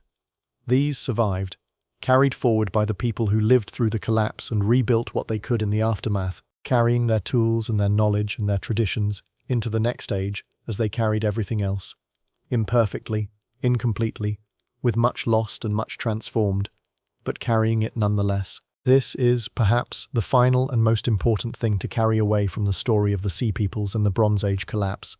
That catastrophe, however total it appears, is never quite total. People survive, crafts survive, stories survive. The oral tradition that preserved the memory of the Bronze Age through the Greek Dark Ages survived. The cuneiform tradition that carried Mesopotamian learning through the upheavals of the late second millennium survived. The Phoenician commercial tradition survived and spread the alphabet that made possible everything written thereafter. The skills of the craftsmen survived in the hands and minds of the people who outlasted the collapse of the system that had employed them. Civilizations fall. The world does not end.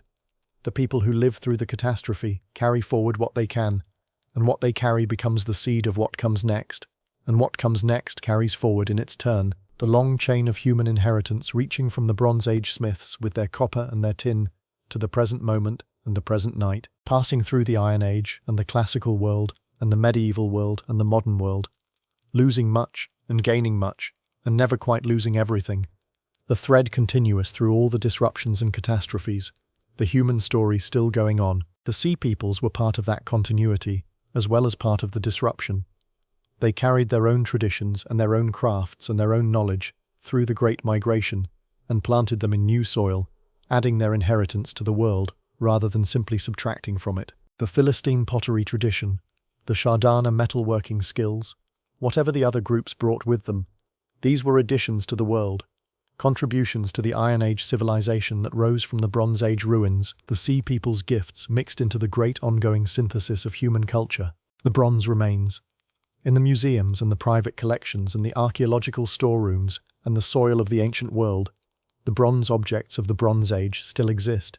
The weapons and the tools and the ornaments and the ingots, the carefully hoarded treasures that people buried in the last moments before the catastrophe and never came back to claim. The metal does not rust like iron. It endures.